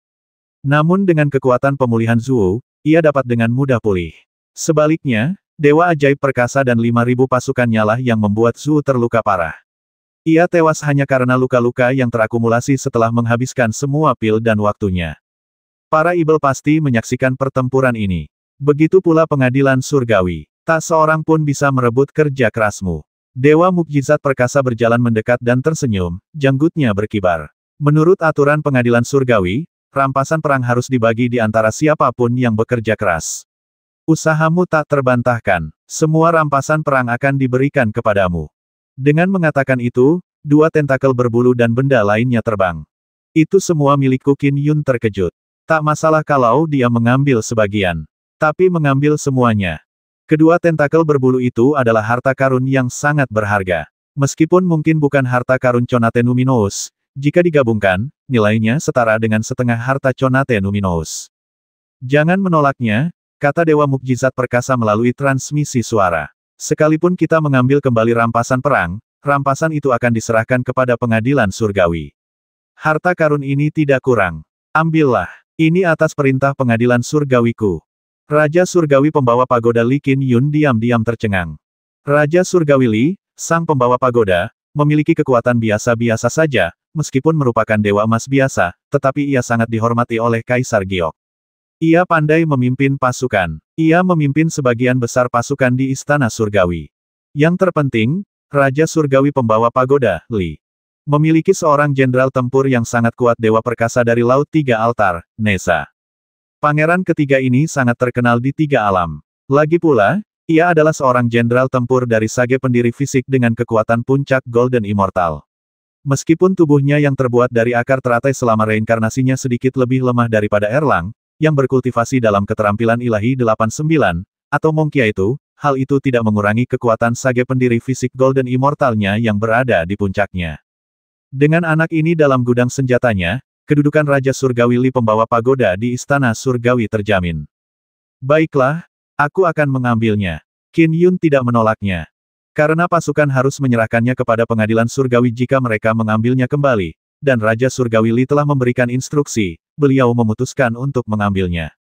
Beliau segera melambaikan tangannya dan menyimpan semua harta karunnya. Haha, maaf sudah meremehkanmu sebelumnya. Saudara Qin Yun, kuharap kau tidak terlalu memikirkannya. Dewa keajaiban perkasa tersenyum. Ayo pergi. Kita bisa pergi ke keluarga Han dan minum-minum. Baiklah. Qin Yun tersenyum menanggapi. Keluarga Han di Gunung Jade Screen sedang gempar. Lagi pula, mereka baru saja diserang oleh Raja Ibel Zhu dari 16 Raja Ibel dari garis keturunan pemakan roh. Setelah itu, Qin Yun dan Dewa Ajaib Perkasa, yang memimpin pasukan surgawi, berhasil membasmi Zhu bersama-sama. Untuk saat ini, Qin Yun, Dewa Ajaib Perkasa, dan Wang Qian tiga dewa emas setengah langkah atau lebih tinggi sedang minum-minum di dalam. Kepala keluarga Han, Dewa Emas yang abadi, nyaris tak memenuhi syarat untuk ikut serta dalam perayaan sebagai pemilik keluarga Han. Ia memerintahkan agar segala macam hidangan lezat dan minuman keras berkualitas disajikan. Cepat, cepat, cepat. Bawalah dengan baik. Jangan sampai kau menyinggung orang-orang yang mulia saat kau masuk nanti. Para pelayan masuk dengan gugup sambil membawa nampan kayu di tangan. Dan di tempat lain, Han Lin, kau benar-benar menemukan pendukung yang hebat. Ayah Qin Yi, Qin Yun, diperlakukan dengan sangat hormat oleh seorang jenderal kuat dari pengadilan surgawi. Zhu itu juga akhirnya takluk karena pedang abadi Qin. Dari sudut pandangku, sudah pasti pedang abadi Qin memiliki kekuatan setengah langkah Dewa Emas. Dia bahkan mungkin memiliki peluang untuk menjadi Dewa Emas di masa depan.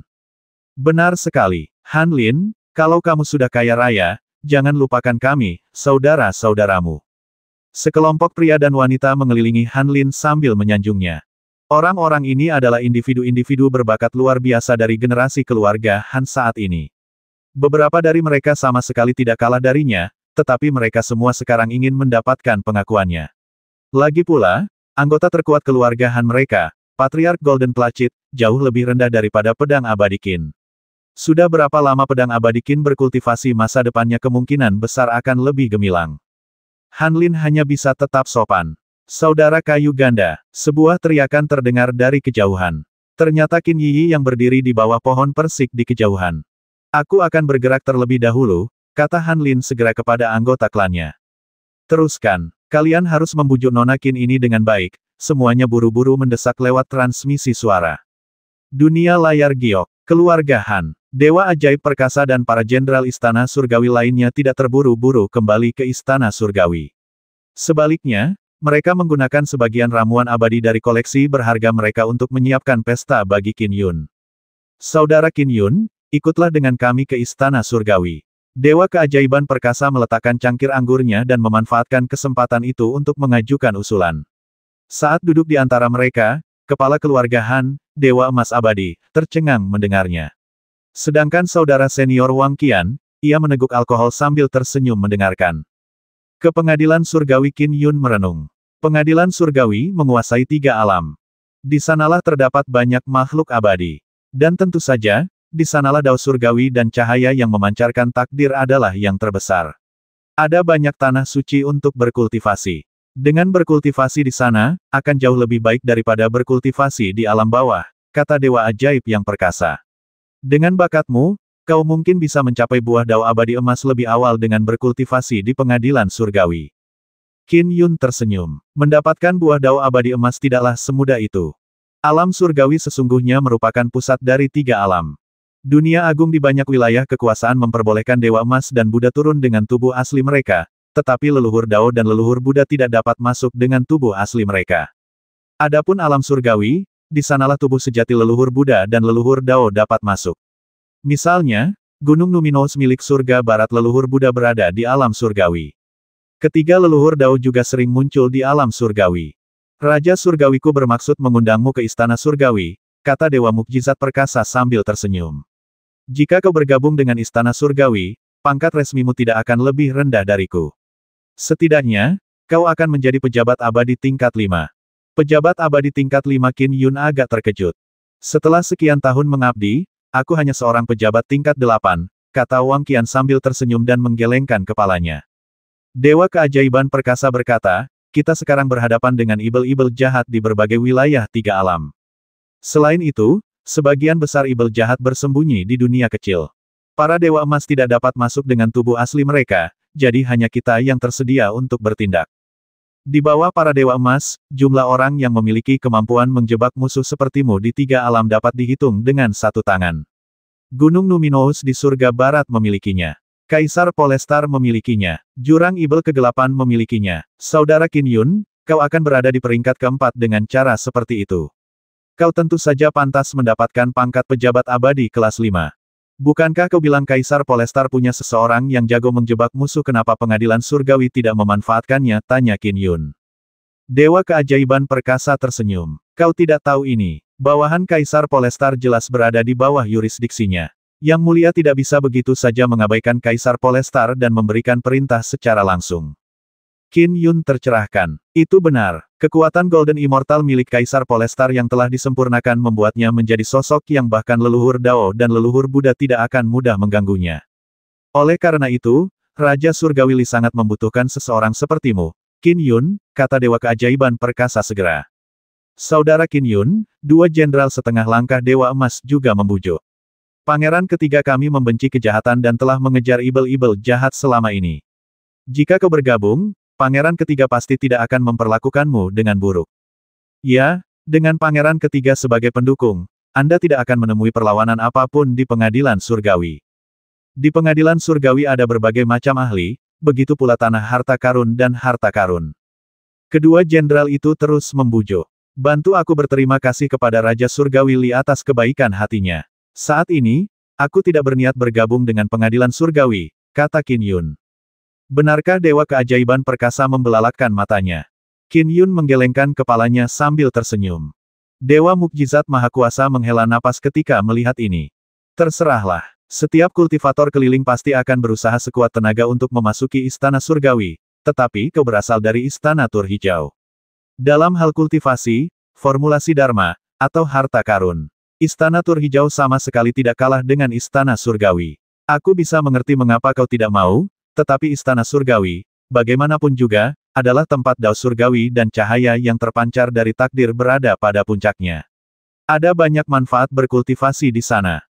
Qin Yun telah membulatkan tekadnya. Ia tidak kekurangan formula dan harta dharma, jadi mengapa ia rela terikat oleh aturan surgawi? Setengah hari kemudian, Dewa Keajaiban Perkasa memimpin pasukan surgawi dalam keberangkatan mereka dari dunia layar giok. Saudara Qin Yun, jika kau berubah pikiran, jangan ragu untuk menghubungiku, kata Dewa Keajaiban Perkasa sebelum pergi. Setelah itu, Qin Yun juga meninggalkan dunia layar giok. Saat pergi, ia membawa putrinya dan Han Lin kembali ke dunia agung yang bercahaya. Pertempuran ini telah ditonton oleh terlalu banyak orang. Ada keluarga Han, pasukan surgawi yang masing-masing dipimpin oleh Dewa Keajaiban Perkasa dan saudara senior Wang, serta mereka yang menyaksikan dari pengadilan surgawi dan para ibel. Terlalu banyak orang yang mengetahui pertempuran ini, yang menyebabkan tersebarnya berita dengan cepat bahwa Qin Yun memiliki kekuatan setengah langkah Dewa Emas dan bahwa ia telah mencapai kesuksesan fenomenal dalam 2 kekuatan ilahi agungnya, alam bintang siklus surgawi dan jubah bintang siklus surgawi di 3 alam. Pertarungan di dunia Lightning yang terjadi 3 tahun lalu hanya diketahui oleh sedikit orang. Tapi kali ini, berita itu menyebar ke seluruh 3 alam tidak lama setelah pertempuran. Hal ini juga membuat beberapa ahli di tiga alam mulai memperhatikan Qin Yun. Memiliki kekuatan setengah langkah keabadian emas saja tidak berarti apa-apa di tiga alam, tetapi cara Qin Yun untuk menjebak musuh jarang ditemukan, bahkan di antara para tokoh perkasa keabadian emas. Dalam pertarungan hidup dan mati, cara untuk menjebak musuh sangatlah penting. Lagi pula, semua ahli memiliki berbagai cara untuk bertahan hidup. Tidak mudah untuk membasmi satu orang dalam waktu singkat. Biasanya, seseorang harus terlebih dahulu menjebak musuh dan menguras sumber daya mereka, sebelum memikirkan cara untuk menghabisi mereka. Nilai Qin Yun menjadi jelas. Bahkan Raja Surgawi Li telah menyetujui Qin Yun bergabung dengan pengadilan surgawi dengan pangkat minimal pejabat abadi tingkat 5. Faksi lain juga ingin melibatkan Qin Yun. Dunia Ibel yang gelap. Di dalam bilik gua yang gelap, Dewa Langit Kuifu duduk bersila sembari memfokuskan diri pada meditasinya. Setelah menembus alam Skyfin tahap akhir, ia mulai fokus mengembangkan kekuatan ilahinya.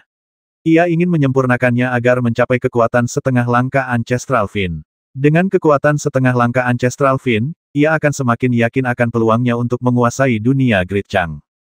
Tok, tok, tok, terdengar ketukan pintu. Oh Kuifu membuka matanya, tetapi matanya terbakar amarah. Ia telah tenggelam dalam kultivasinya dan berada di ambang pencerahan, tetapi ia merasa terganggu. Sudah lama aku berpesan agar aku tidak diganggu saat menyendiri. Kuifu menjentikkan lengan bajunya dan sesosok hantu muncul di ruangan itu. Hantu itu membungkuk hormat dan memuja. Saudara Kuifu. Apa urusan serius sampai kau mengganggu kultivasiku? Kuifu agak kesal. Sekarang ia tidak memiliki wilayah kekuasaan, dan kekuatannya tidak sebesar dulu. Fin Supremacy Tenebrous Cloud tidak punya alasan untuk mencarinya. Ia menikmati kedamaian dan ketenangan dalam situasinya saat ini. Saudara Kuifu, bukankah kau memintaku untuk mengawasi Qin Yun dan Daoist Divine Firmament? Tanya hantu itu segera. Apakah sesuatu yang besar terjadi? Kuifu merasa khawatir dan segera menekan. Ya, sesuatu yang besar telah terjadi, kata hantu itu. Baru hari ini, sekitar 4 jam yang lalu. Qin Yun dan pasukan surgawi pengadilan surgawi bergabung untuk membasmi Raja Ibel Zhu dari garis keturunan pemakan roh. Apa, Raja Ibel Zhu sudah mati? Kuifu terkejut. Bukankah metode penyelamatan hidup dari garis keturunan pemakan roh itu sangat ampuh? Qin Yun memiliki kekuatan setengah langkah Dewa Emas. Dua kekuatan ilahi agung yang ia kembangkan telah mencapai tahap kesuksesan fenomenal.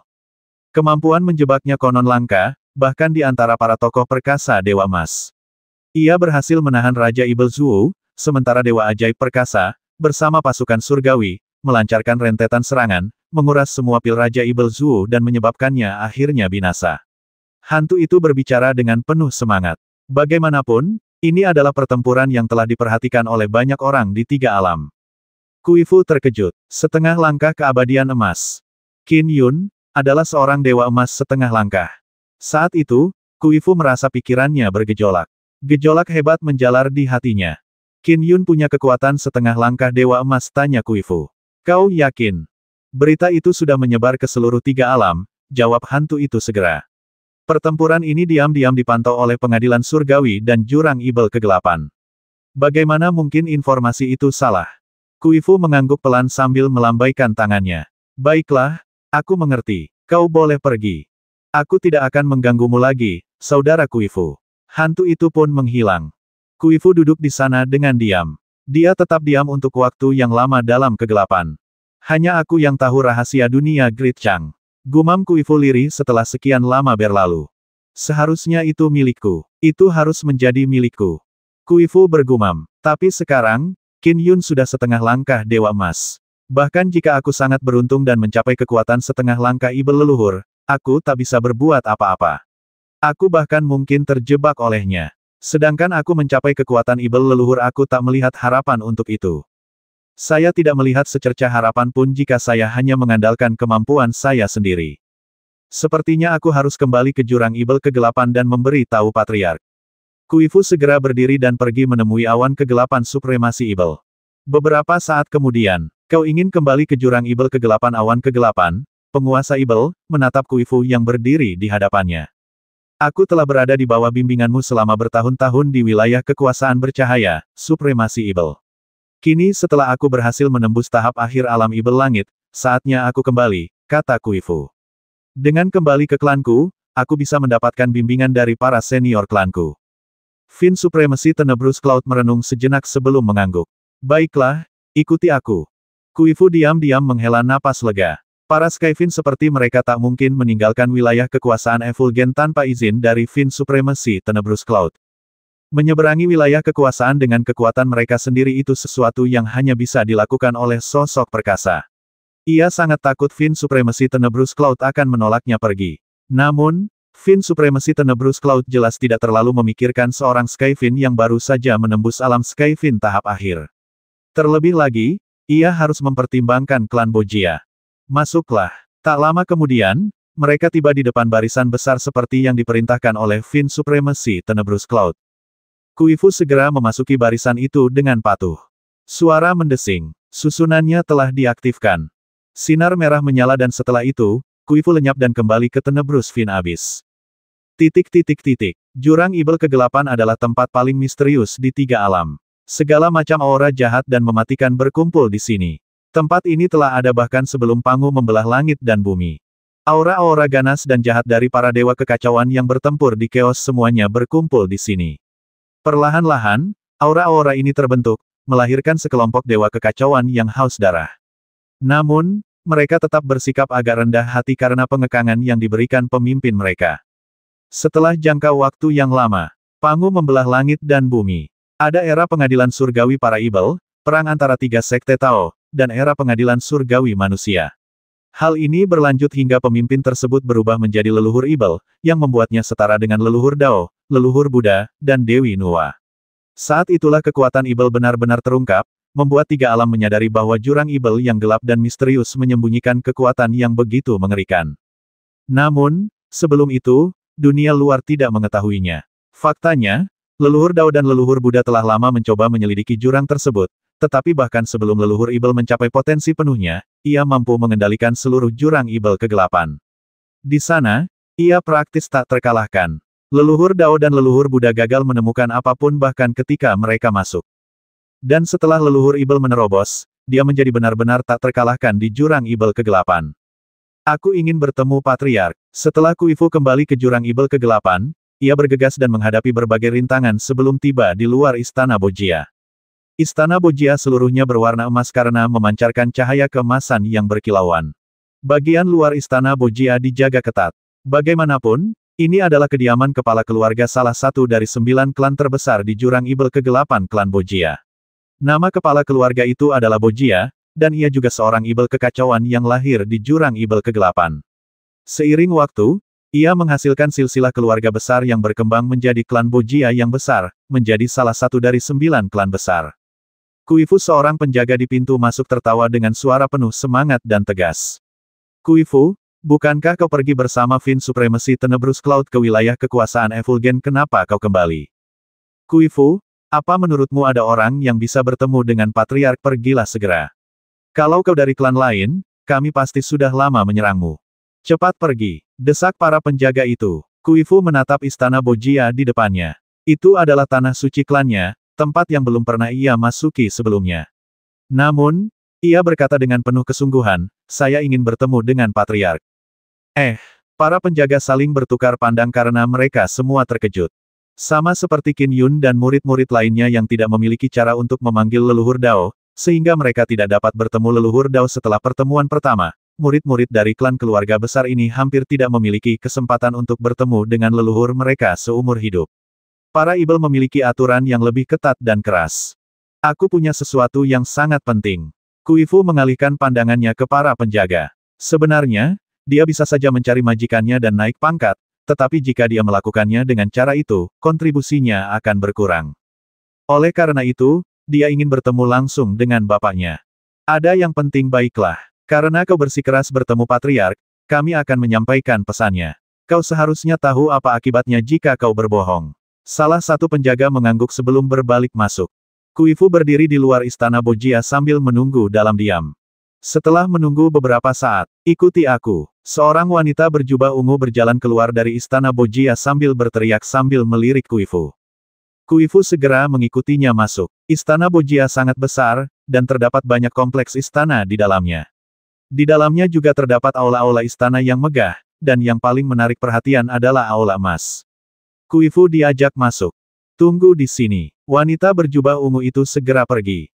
Kuifu berdiri sendirian di aula emas, menunggu. 1 jam kemudian, Kuifu terkejut, karena ia terkejut menyadari sesosok tiba-tiba muncul di singgasana tinggi di atas aula. Sosok itu mengenakan baju zirah emas dan bahkan hiasan kepala emas. Sosok itu tampak sangat tampan dan ia sungguh tampan. Namun, dahinya memiliki 4 wajah, 1 di setiap arah. Ia juga memiliki 8 lengan yang menjulur keluar dari tubuhnya. Tubuhnya terlentang setengah, dengan 1 tangan menopang kepalanya. 1 tangan memegang buah dan tangan lainnya memegang pisau sambil mengupas kulit buah dengan santai. Tangan lainnya membolak-balik buku, sementara tangan lainnya terkulai. Matanya yang seperti rubah melirik Kuifu di bawahnya sebelum kembali membaca bukunya. Patriark, Kuifu segera berlutut dan dahinya mencium tanah. Anakku, mengapa engkau bersikeras menemuiku? Tanya Patriark Bojia lembut. Kuifu sangat gugup. Ia tahu bahwa tanpa alasan yang cukup kuat, ia akan hancur. Ada hal penting yang ingin kuberitahukan padamu, Patriark. Kuifu langsung mengangkat kepalanya dan berkata. Bojia terus mengupas kulit buah sambil mendengarkan. Saya menemukan Conate Wonder, sebuah batu bintang, jauh di bawah tanah di dunia Great Chang, kata Kuifu segera. Panjangnya setidaknya 1000 kaki. Panjangnya 1000 kaki. Bojia langsung memotong buah di tangannya sambil membuangnya dan duduk. Ia menatap Kuifu. Bahkan kedua mata di sisinya tertuju pada Kuifu. Kau yakin panjangnya 1000 kaki? Ya, saya jamin dengan nyawa saya. Saya melihatnya dengan mata kepala sendiri. Panjangnya setidaknya 1000 kaki, kata Kuifu langsung. Kau bisa mengenali batu bintang? Bojia tertawa. Kuifu berkata dengan penuh hormat, guruku pernah mendapatkan batu bintang di masa lalu. Batu itu hanya berdiameter sekitar 3 meter dan permukaannya dilapisi butiran perak. Jadi aku pernah melihatnya dengan mata kepalaku sendiri. Avatarku pernah mengalami letusan gunung berapi di dunia Great Chang, dan melihat butiran perak yang serupa. Jadi aku mengebor jauh ke dalam tanah, mengikuti lubang gunung berapi itu. Di titik terdalam dapur magma terdapat batu bintang. Aku pernah memeriksanya sebelumnya. Panjangnya setidaknya 1000 kaki. Batu stelar sepanjang 1000 kaki. Batu stelar biasa yang tingginya sekitar 30 hingga 50 kaki bisa menyamai batu harta karun Numinous Conate biasa. 1000 kaki. Aku pernah mendengarnya, tapi belum pernah melihatnya. Semua mata tertuju pada keempat wajah Bojia berbinar-binar. Meskipun ia membawa beberapa harta karun Numinous Conate, semuanya jika digabungkan sama sekali tidak sebanding dengan batu stelar sepanjang 1000 kaki. Dengan pikirannya, Bojia segera menyelidiki semua informasi terperinci mengenai Kuifu. Apakah kamu pernah mencoba menaklukkan dunia Great Chang? Tanya Bojia. Kuifu berkata dengan gugup, ya. Aku egois dan ingin memonopoli batu bintang untuk diriku sendiri. Aku harus menguasai dunia terlebih dahulu sebelum aku bisa memikirkan cara untuk mengekstrak batu bintang secara perlahan. Setelah diekstraksi, seluruh dunia akan menghadapi kehancuran. Sayangnya, aku dihentikan oleh Daoist Divine Firmament dari dunia Great Chang. Dan sekarang, Qin Yun dari dunia Great Chang telah mencapai kekuatan setengah langkah Dewa Emas. Aku tidak punya kesempatan untuk memonopolinya untuk diriku sendiri. Semua ibel itu egois. Wajah depan Bojia tersenyum, tapi wajah belakangnya jahat. Aku bisa mengerti. Katakan padaku lokasi gunung berapi itu, kata Bojia. Ya, Kuifu segera melambaikan tangannya saat proyeksi seluruh dunia Great Chang muncul di udara. Di atasnya, sebuah gunung berapi ditandai, begitu pula titik terdalamnya. Di sini, di kedalaman terdalamnya, kau akan menemukan batu bintang. Batu bintang adalah fondasi dunia. Batu ini sangat misterius dan tak terdeteksi oleh kekuatan Dharma. Seseorang harus melihatnya dengan mata kepala sendiri. Mulai sekarang, kalian harus tinggal di istana Bojia. Jangan berhubungan dengan anggota klan lain, perintah Bojia. Tentu saja aku tidak akan memperlakukan kalian dengan buruk setelah mendapatkan batu bintang sepanjang 1000 kaki itu. Saya menyetujui semua perintah Anda, Patriark, kata Kuifu segera. Istana Bojia mengangguk pelan dan melambaikan tangannya. Ia memindahkan Kuifu ke kompleks istana dan mengurungnya untuk sementara waktu. Kemudian, ia dengan ringan memberi instruksi, awasi dia baik-baik. Jangan ada yang menghubunginya. Ya, terdengar suara berat. Bojia segera menutup matanya dan merasakan dunia agung yang bercahaya di kejauhan sebelum merasakan dunia Chang Agung. Dunia Chang Agung dengan satu pikiran, kesadaran Bojia telah turun ke dunia yang jauh itu. Dunia Great Chang, Prefektur Awan, Ngarai Azure Wing. Seorang lelaki tampan muncul di tebing sambil menatap sungai yang mengalir deras. Dunia Chang Agung, batu bintang sepanjang 1000 kaki sudut bibir pria tampan itu melengkung. Sepertinya tempat ini adalah tanah keberuntunganku. Pria tampan itu menatap jauh ke kejauhan dan, dengan satu langkah, ia menghilang. Ketika ia muncul kembali, ia berada lebih dari 500 km jauhnya. Tak ada sedikit pun fluktuasi dalam kehampaan. Ini hanyalah avatar Patriark Bojia, yang dipadatkan murni dari tekadnya. Dengan mengirimkan tekadnya sejauh 500 km, ia secara alami dapat memadatkan kembali sebuah avatar. Itu gunung berapi. Dengan beberapa langkah, Patriark Bojia tiba di mulut gunung berapi. Sambil berdiri di sana, ia melihat ke bawah ke perutnya. Setelah itu, dia terbang jauh ke dalam gunung berapi. Setelah melewati magma padat, ia masuk lebih dalam ke gunung berapi. Ia dapat dengan mudah melewati segalanya karena tubuhnya memiliki sifat tak berwujud. Oh, Bojia akhirnya berhenti saat dia melihat ke depan dengan penuh semangat. Ia menemukan sebuah batu abu-abu raksasa. Permukaannya dipenuhi pola-pola dan berkilauan dengan cahaya bintang, membuat batu raksasa itu begitu indah hingga tampak seperti mimpi. Batu itu sangat besar, dan dalam kegembiraan Bojia, ia mengitarinya sekali. Ukurannya kira-kira sebesar gunung kecil, panjangnya sekitar 1000 kaki. Batu itu menggantung jauh di bawah tanah. Namun, batu bintang ini terikat erat dengan aura dunia Grid Chang seolah-olah itu adalah satu kesatuan.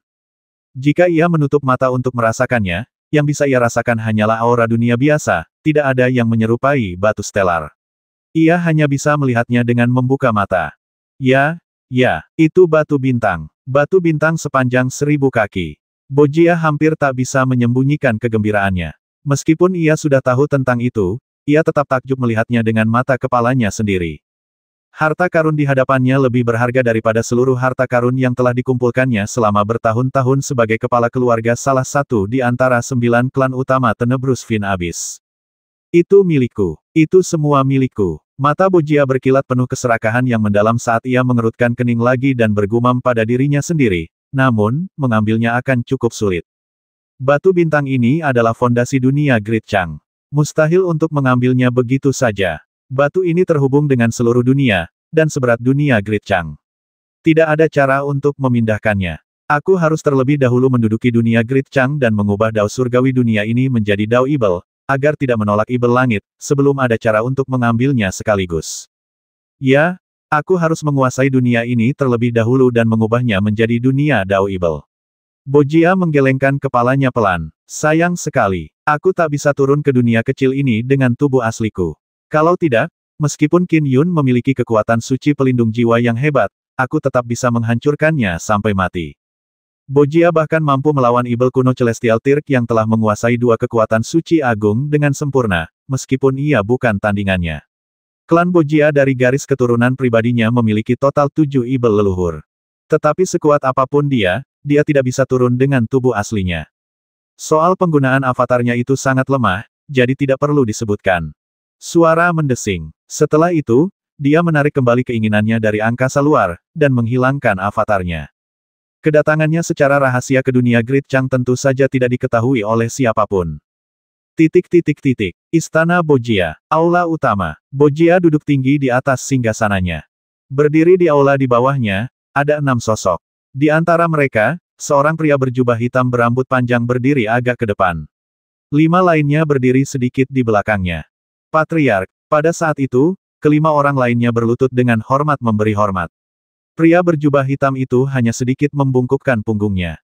Hahaha, sayap hitam. Aku punya misi penting untukmu, kata Bojia sambil tertawa terbahak-bahak.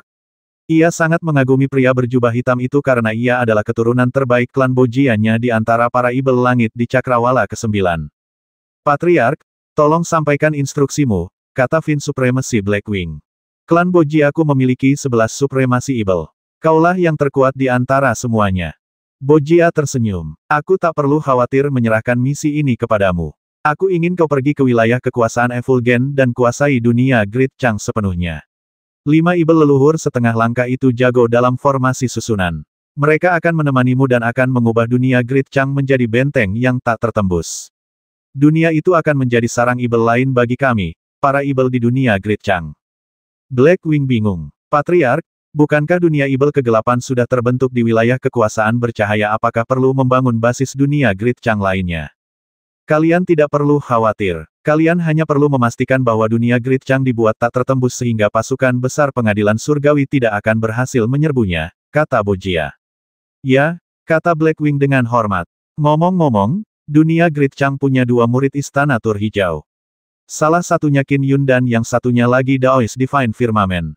Lupakan Daoist Divine Firmament, Qin Yun sudah punya kekuatan setengah langkah Golden Immortal. Karena itu, kalian harus sangat berhati-hati saat mengatur formasi susunan. Jangan sampai mereka tahu, kata Bojia. Begitu mereka tahu, Istana Tur Hijau mungkin akan mengirim banyak murid ke dunia Gridchang. Dimengerti, kata Blackwing dengan hormat. Aku akan diam-diam menyiapkan berbagai formasi susunan dan akan mengaktifkannya hanya ketika semuanya berhasil disiapkan. Ketika itu terjadi, bahkan jika Qin Yun dan rekan-rekannya diberitahu, sudah terlambat bagi mereka untuk mencari bantuan. Ya, pasang secara diam-diam. Aktifkan hanya setelah selesai. Bojia tersenyum. Pasang formasi dengan daratan dunia Gridchang sebagai intinya. Mengenai cara memasangnya, aku sudah memberitahu kelima orang itu tentang semua yang dibutuhkan untuk berbagai formasi-formasi. Bawa kelima orang itu ke sana dan jaga mereka saat mereka memasang formasi. Hanya itu yang perlu kalian lakukan. Ya, kata Blackwing dengan hormat. Jangan tunda lagi. Sebaiknya kau segera tiba di dunia Gridchang, instruksi Bojia. Saya bisa berangkat kapan saja. Baiklah. Bojia mengalihkan pandangannya ke arah sayap hitam dan 5 ibel leluhur setengah langkah lainnya. Misi ini sangat penting. Kalian harus berusaha sebaik mungkin. Jika berhasil, aku akan menghadiahi kalian semua dengan sangat baik. Ya, 5 ibel leluhur setengah langkah lainnya agak bersemangat. Lanjutkan, perintah Bojia. Dengan lambaian tangannya, sayap hitam dan kelima orang itu lenyap. Meskipun Fin Supremacist merupakan Skyfin tingkat ke-9, mereka adalah eksistensi yang sebanding dengan tokoh-tokoh perkasa Ancestral Fin. Mereka juga memiliki tingkat kekuatan yang berbeda. Misalnya, di antara 18 arhat umat Buddha, semuanya setara dengan figur-figur perkasa Buddha, tetapi mereka memiliki arhat Taming Dragon sebagai pemimpin mereka. Contoh lain adalah mantan pemimpin Istana Barat Pengadilan Surgawi, Supremasi berjubah kuning. Karena ia berasal dari garis keturunan sage pembangun fisik, ia mampu mengalahkan Dewa Emas biasa, dan cukup menonjol di antara para ahli yang setara dengan figur-figur perkasa. Blackwing juga merupakan seorang Fin Supremacy yang telah mengolah tubuhnya. Ia juga memiliki kekuatan ilahi yang luar biasa, dan bahkan ibel leluhur yang lebih lemah pun bukan tandingannya. Ia adalah Fin Supremacy terkuat dari klan Bojia. Suara mendesing. Blackwing memimpin 5 ibel leluhur setengah langkah saat mereka tiba di wilayah kekuasaan bercahaya. Dengan 2 putaran Major Void Transference berikutnya, mereka tiba di luar angkasa di luar dunia Gridchang. Mereka memandang dunia Gridchang yang berdiri di hadapan mereka. Kita di sini, dunia Gridchang. Blackwing menatap planet yang indah itu. 5 ibel leluhur setengah langkah di belakangnya juga terpaku pada planet itu. Dunia Gridchang, kota Grand Dominance. Qin Yun dan Yi Xiao sedang berjalan-jalan di jalanan. Dia bahkan memegang sebatang manisan buah. Bu, aku mau manisan buah. Tak jauh dari situ, seorang anak menatap manisan buah di tangan Qin Yun dengan iri, lalu ia langsung meminta ibunya untuk membelikannya satu. Apa kau lupa betapa sakitnya gigimu tidak? Kata wanita itu. Aku ingin memakannya. Aku ingin memakannya. Anak bodoh, kau mau dipukuli. Wanita itu agak kesal. Aku mau. Anak itu mulai mengamuk. Kau yang minta. Wanita itu menarik anak itu ke samping dan menurunkan celananya hingga memperlihatkan bokongnya yang mungil. Lalu ia mulai memukul-mukulnya. Aku mau makan. Tidak, aku tidak mau lagi. Aku tidak mau. Bu, sakit, sakit. Air mata anak itu mengalir deras saat ia tak kuasa menahan diri untuk menatap Qin Yun. Qin Yun merasa sedikit malu dengan manisan buah di tangannya. Lihatlah dirimu, masih makan manisan buah di usiamu. Kau bahkan melibatkan anak kecil malang itu. Yi Xiao tak kuasa menahan tawa. Bagi Qin Yun, manisan buah sebagian besar tentang kenangan. Itu adalah kenangan dari masa kecilnya, kenangan saat-saat ia bersama adik perempuannya dan kakak laki-lakinya. Jadi aku salah karena makan manisan buah tapi anak itu memang punya beberapa gigi busuk. Qin Yun tersenyum sambil mengetuk pelan dengan jarinya. Secercah kekuatan Dharma langsung masuk ke tubuh anak itu dan dengan cepat membentuk kembali giginya. Aku baru saja memberinya segenggam gigi yang bagus. Gigi itu akan tetap bagus seumur hidupnya. Anggap saja ini kompensasinya. Serius. Yi Xiao terdiam. Ayo pergi. Jangan di sini lagi. Dia masih menatap manisan buahku. Qin Yun segera pergi bersama Yi Xiao. Sementara itu, Qin Yun tidak tahu bahwa saat ia menikmati kenikmatan dunia fana, Blackwing telah memimpin 5 ibel leluhur setengah langkah untuk diam-diam menyusup ke dunia Great Chang. Berdiri di atas awan di ketinggian, Blackwing bertanya, berapa lama waktu yang dibutuhkan untuk membuat seluruh dunia Great Chang tak tertembus? 7 hari seharusnya cukup. Di antara 5 ibel leluhur setengah langkah, seorang pria berekor ular berkata dengan hormat, banyak artefak formasi susunan telah lama disempurnakan. Kita hanya perlu memasangnya. Bahkan, kita bisa membuat berbagai formasi susunan stabil dalam 5 hari. 7 hari cukup untuk memastikan kita bisa menyiapkan semua formasi susunan dengan baik sesuai instruksi Patriark. Baiklah, siapkan sesegera mungkin. Ingatlah untuk tetap bersembunyi. Jangan sampai ketahuan oleh 2 murid Istana Tur Hijau di dunia Chang Agung, perintah sayap hitam. Jika kita ketahuan, akan merepotkan jika sejumlah besar Dewa Istana Tur Hijau mendatangi kita. Kami mengerti, jawab kelima ibel leluhur setengah langkah. Teruskan. Blackwing melambaikan tangannya. 5 ibel leluhur setengah langkah membungkuk sedikit sebelum mereka berpencar dan mulai dengan cepat menyiapkan formasi susunan. Dengan satu langkah, Blackwing muncul di kota biasa di bawahnya. Dia berjalan sendirian di jalan-jalan kota kecil itu. Aneh. Blackwing sedikit mengernyit. Kami, para ibel, jelas telah membangun benteng di dunia ibel kegelapan di wilayah kekuasaan bercahaya. Mengapa Patriark menyuruhku datang ke sini untuk membangun benteng kedua lagi pula? Supremasi ibel apapun sudah cukup untuk urusan sepele seperti membangun benteng. Klan Bojiaku memiliki 11 supremasi ibel. Mengapa akulah yang diperintahkannya untuk mengawasi ini? Memang aneh. Blackwing merenungkan masalah itu. Dia merasa ada sesuatu yang aneh, tetapi bukan haknya untuk bertanya jika Patriark Bojia tidak menjelaskan lebih lanjut. Manusia-manusia menyedihkan ini. Blackwing menatap kerumunan orang di jalan dengan tatapan dingin yang menusuk tulang. 7 hari dari sekarang, aku akan mulai mengubah dunia Great Chang menjadi dunia yang mengikuti dao jahat. Ketika dao surgawi dunia ini berubah, lingkungannya akan berubah drastis. Hampir semua makhluk fana di dunia ini akan musnah, hanya segelintir yang mampu menjalani kehidupan yang hina. Semut-semut yang menyedihkan, nikmatilah sisa hidup kalian sebaik mungkin. Seminggu lagi, Armageddon akan menimpa dunia kalian. Sudut mulut Blackwing melengkung. Merupakan perasaan yang menyenangkan bagi Blackwing untuk menyaksikan kiamat ketika banyak sekali kehidupan yang mati akibat ketidakmampuan mereka beradaptasi dengan dao surgawi yang jahat. Lagi pula, biasanya dia tidak berani melakukan pembantaian sembarangan. Dia akan menaklukkan dunia baru dan membasmi semua manusia fana ini demi dao jahat. Di dunia dengan dao surgawi jahat yang baru, apa yang dia lakukan bukanlah dosa. Sebaliknya, dia akan diganjar oleh dao surgawi jahat. Daoist Divine Firmament dan Qin Yun tidak menyadari bahwa 6 makhluk mengerikan telah menyusup ke planet mereka saat mereka menjalani hari-hari normal. Kota dominasi besar. Qin Yun sesekali menghabiskan waktu bersama istrinya, tetapi sebagian besar waktunya dihabiskan untuk berkultivasi. Ia merenungkan dao pedangnya siang dan malam. Mampu menciptakan 5 jurus tingkat keabadian emas, menandakan ketangguhan semua yang ia ketahui. Ia bahkan samar-samar bisa merasakan dao agung yang sedang ia kejar. Sensasi samar itu saja sudah cukup membuat Qin Yun gemetar karena gembira. Itu adalah tujuan yang telah ia kejar setelah bertahun-tahun berkultivasi. Begitu dia berhasil, dia akan selamanya berbeda. Konon, memahami dao di pagi hari akan membuat seseorang merasa puas, bahkan jika meninggal di malam hari. Dan menemukan dao agung bagi dirinya sendiri adalah sensasi yang membuatnya gemetar hingga ke lubuk hatinya. Semakin dekat ia dengannya, semakin ia menginginkannya. Hal itu juga membuatnya lebih fokus untuk mencari tahu. Setiap orang yang telah mencapai dao agung memperoleh kendali kehampaan tingkat tinggi. Mereka bahkan dapat memengaruhi waktu. Qin Yun duduk bersila di atas rumput di tepi danau cermin. Hanya dengan begitu mereka dapat menyeberangi jurang yang memisahkan wilayah kekuasaan satu sama lain. Gerakan yang telah saya ciptakan hingga saat ini juga ditujukan ke ruang waktu. Qin Yun menutup matanya. Kini, dengan merasakan ruang di sekitarnya, ia dapat dengan jelas membedah lapisan-lapisan kedalaman.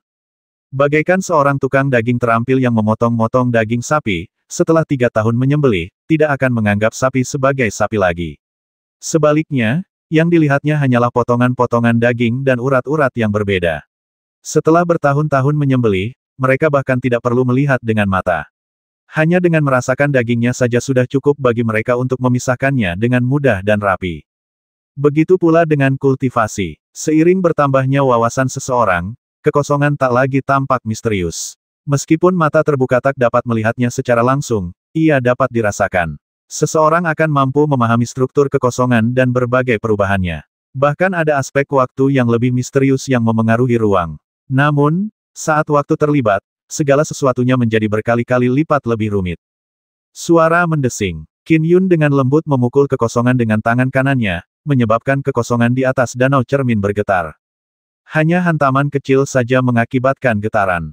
Peng! Pada serangan ketiga, ia menyebabkan kekosongan itu menghasilkan cekungan hitam. Ini hanya wilayah kecil. Ruang waktu harus ditangani dengan pendekatan yang lebih luas. Qin Yun melambaikan tangannya dengan santai. Suara mendesing. Sebuah ledakan terpancar dari Qin Yun. Ledakan spasial ini bahkan menyertakan variasi waktu di dalamnya. Saat itu juga, ledakan spasial itu meluas dari danau cermin kecil kota Grand Dominance ke segala arah, mencapai radius 25.000 km. Melewati kota-kota, dataran tandus, gurun pasir, dan akhirnya ke laut. Kemanapun arahnya, ledakan spasial itu terus mengamuk, bahkan hingga ke dasar laut. Ledakan itu telah menyelimuti sekitar 80% dunia Great Chang. Di sebuah pulau terpencil yang sangat kecil yang membentang sekitar 250 meter di laut utara. Seorang tetua berjubah abu-abu berada di sana, dengan hati-hati menyiapkan formasi susunan. Mengatur, sebuah cakram susunan terbenam sekitar 10 kaki ke dalam tanah. Tetua berjubah abu-abu ini memejamkan mata saat merasakan komponen-komponen formasi susunan lainnya yang terletak di area lain di dunia Great Chang. Semuanya diatur sendiri olehnya. Kelima ibel leluhur setengah langkah berbagi beban kerja. Lagi pula, untuk membuat dunia yang tak tertembus dibutuhkan penggabungan beberapa formasi susunan. Itu tidak benar. Posisi di kehampaan sedikit meleset. Aku harus mengubah posisi cakram susunan. Tetua berjubah abu-abu itu merasakannya, jadi ia tak punya pilihan selain melambaikan tangan untuk mengambil cakram susunan itu. Setelah itu, ia meletakkannya kembali berdasarkan apa yang ia rasakan. Posisi baru itu hanya berjarak 1 inci dari posisi sebelumnya. Setelah memasangnya, ia merasakannya lagi. Kali ini, ia dapat merasakan bahwa cakram susunan itu menyatu dengan komponen-komponen pembentuk susunan lainnya. Ya, saatnya menuju ke tempat berikutnya. Tetua berjubah abu-abu itu tersenyum. Pada saat itu, ledakan spasial menyapu area tersebut, termasuk tetua berjubah abu-abu dan cakram susunan. Senyum tetua berjubah abu-abu itu membeku. Dia juga ibel leluhur setengah langkah yang bisa dengan mudah menggunakan seni transferensi kekosongan besar. Dia sangat peka terhadap kekosongan dan bisa merasakan tekad yang terkandung dalam ledakan itu. Jelas, seorang ahli sedang mengamati area tersebut. Itu bukan salah satu dari 4 ibel leluhur setengah langkah lainnya atau Fin Supremacy Blackwing. Tidak bagus. Kita ketahuan. Mata tetua berjubah abu-abu itu memerah. Jauh di dalam pegunungan, seorang leluhur ibel yang setengah langkah tengah dengan hati-hati mengendalikan 3 bendera susunan. Ledakan spasial menyambar melewati dia dan 3 bendera susunan. Tidak bagus, ibel leluhur setengah langkah ini juga mengalami perubahan ekspresi yang drastis. 5 ibel leluhur setengah langkah sedang menyusun formasi susunan dengan benua sebagai intinya. Benua itu adalah tempat tinggal makhluk hidup terbanyak. Terlebih lagi, ini baru hari kedua penyusunan formasi sejak mereka tiba di dunia Great Chang. Sayangnya, mereka telah ditemukan oleh Qin Yun yang secara tidak sengaja mengeluarkan ledakan spasial saat berkultivasi. Blackwing, yang duduk bersila di atas gunung sambil menunggu dalam diam selama 7 hari berlalu, juga merasakan ledakan spasial melewatinya. Dia bahkan dapat mengikuti ledakan spasial dan melacak asal-usulnya yang jauh. Ledakan itu, datang dari Grand Dominance City. Qin Yun, yang duduk di tepi danau cermin, langsung menampakkan ekspresi terkejut. Para ibel terkejut, begitu pula Qin Yun. Kita ketahuan. Ekspresi Blackwing berubah saat ia secara bersamaan mengirimkan transmisi suara kepada kelima ibel leluhur setengah langkah melalui ikatan karmanya dengan mereka. Kita ketahuan oleh Qin Yun. Waktu kita habis. Aktifkan semua formasi susunan yang telah disiapkan.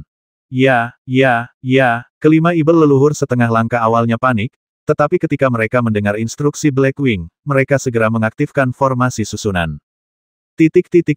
Dan di tepi danau cermin, Qin Yun, yang telah mencoba serangan spasial selama kultivasinya, membuka matanya karena terkejut. Ibel telah menyusup Qin Yun sangat terkejut. Dan ada begitu banyak formasi susunan, banyak yang bahkan aku tidak bisa memahaminya. Dia mengabaikan hal lainnya. Qin Yun memberi perintah mental. Alam bintang siklus surgawi. Seketika, kekuatan bintang yang tak terbatas merasuki seluruh dunia Great Chang. Cahaya bintang yang tak terbatas turun, dengan Qin Yun sebagai pusatnya. Setiap titik dalam radius 15.000 km diselimuti oleh cahaya bintang tersebut. Seluruh benua dan sebagian kecil lautan diselimuti cahayanya. Aku harus menghancurkan formasi-formasi susunan ini dulu. Qin Yun tanpa ragu segera mengendalikan kekuatan bintang yang tak terbatas untuk memulai penghancuran. Banyak formasi susunan yang masih dalam tahap pemasangan dan belum selesai. 540.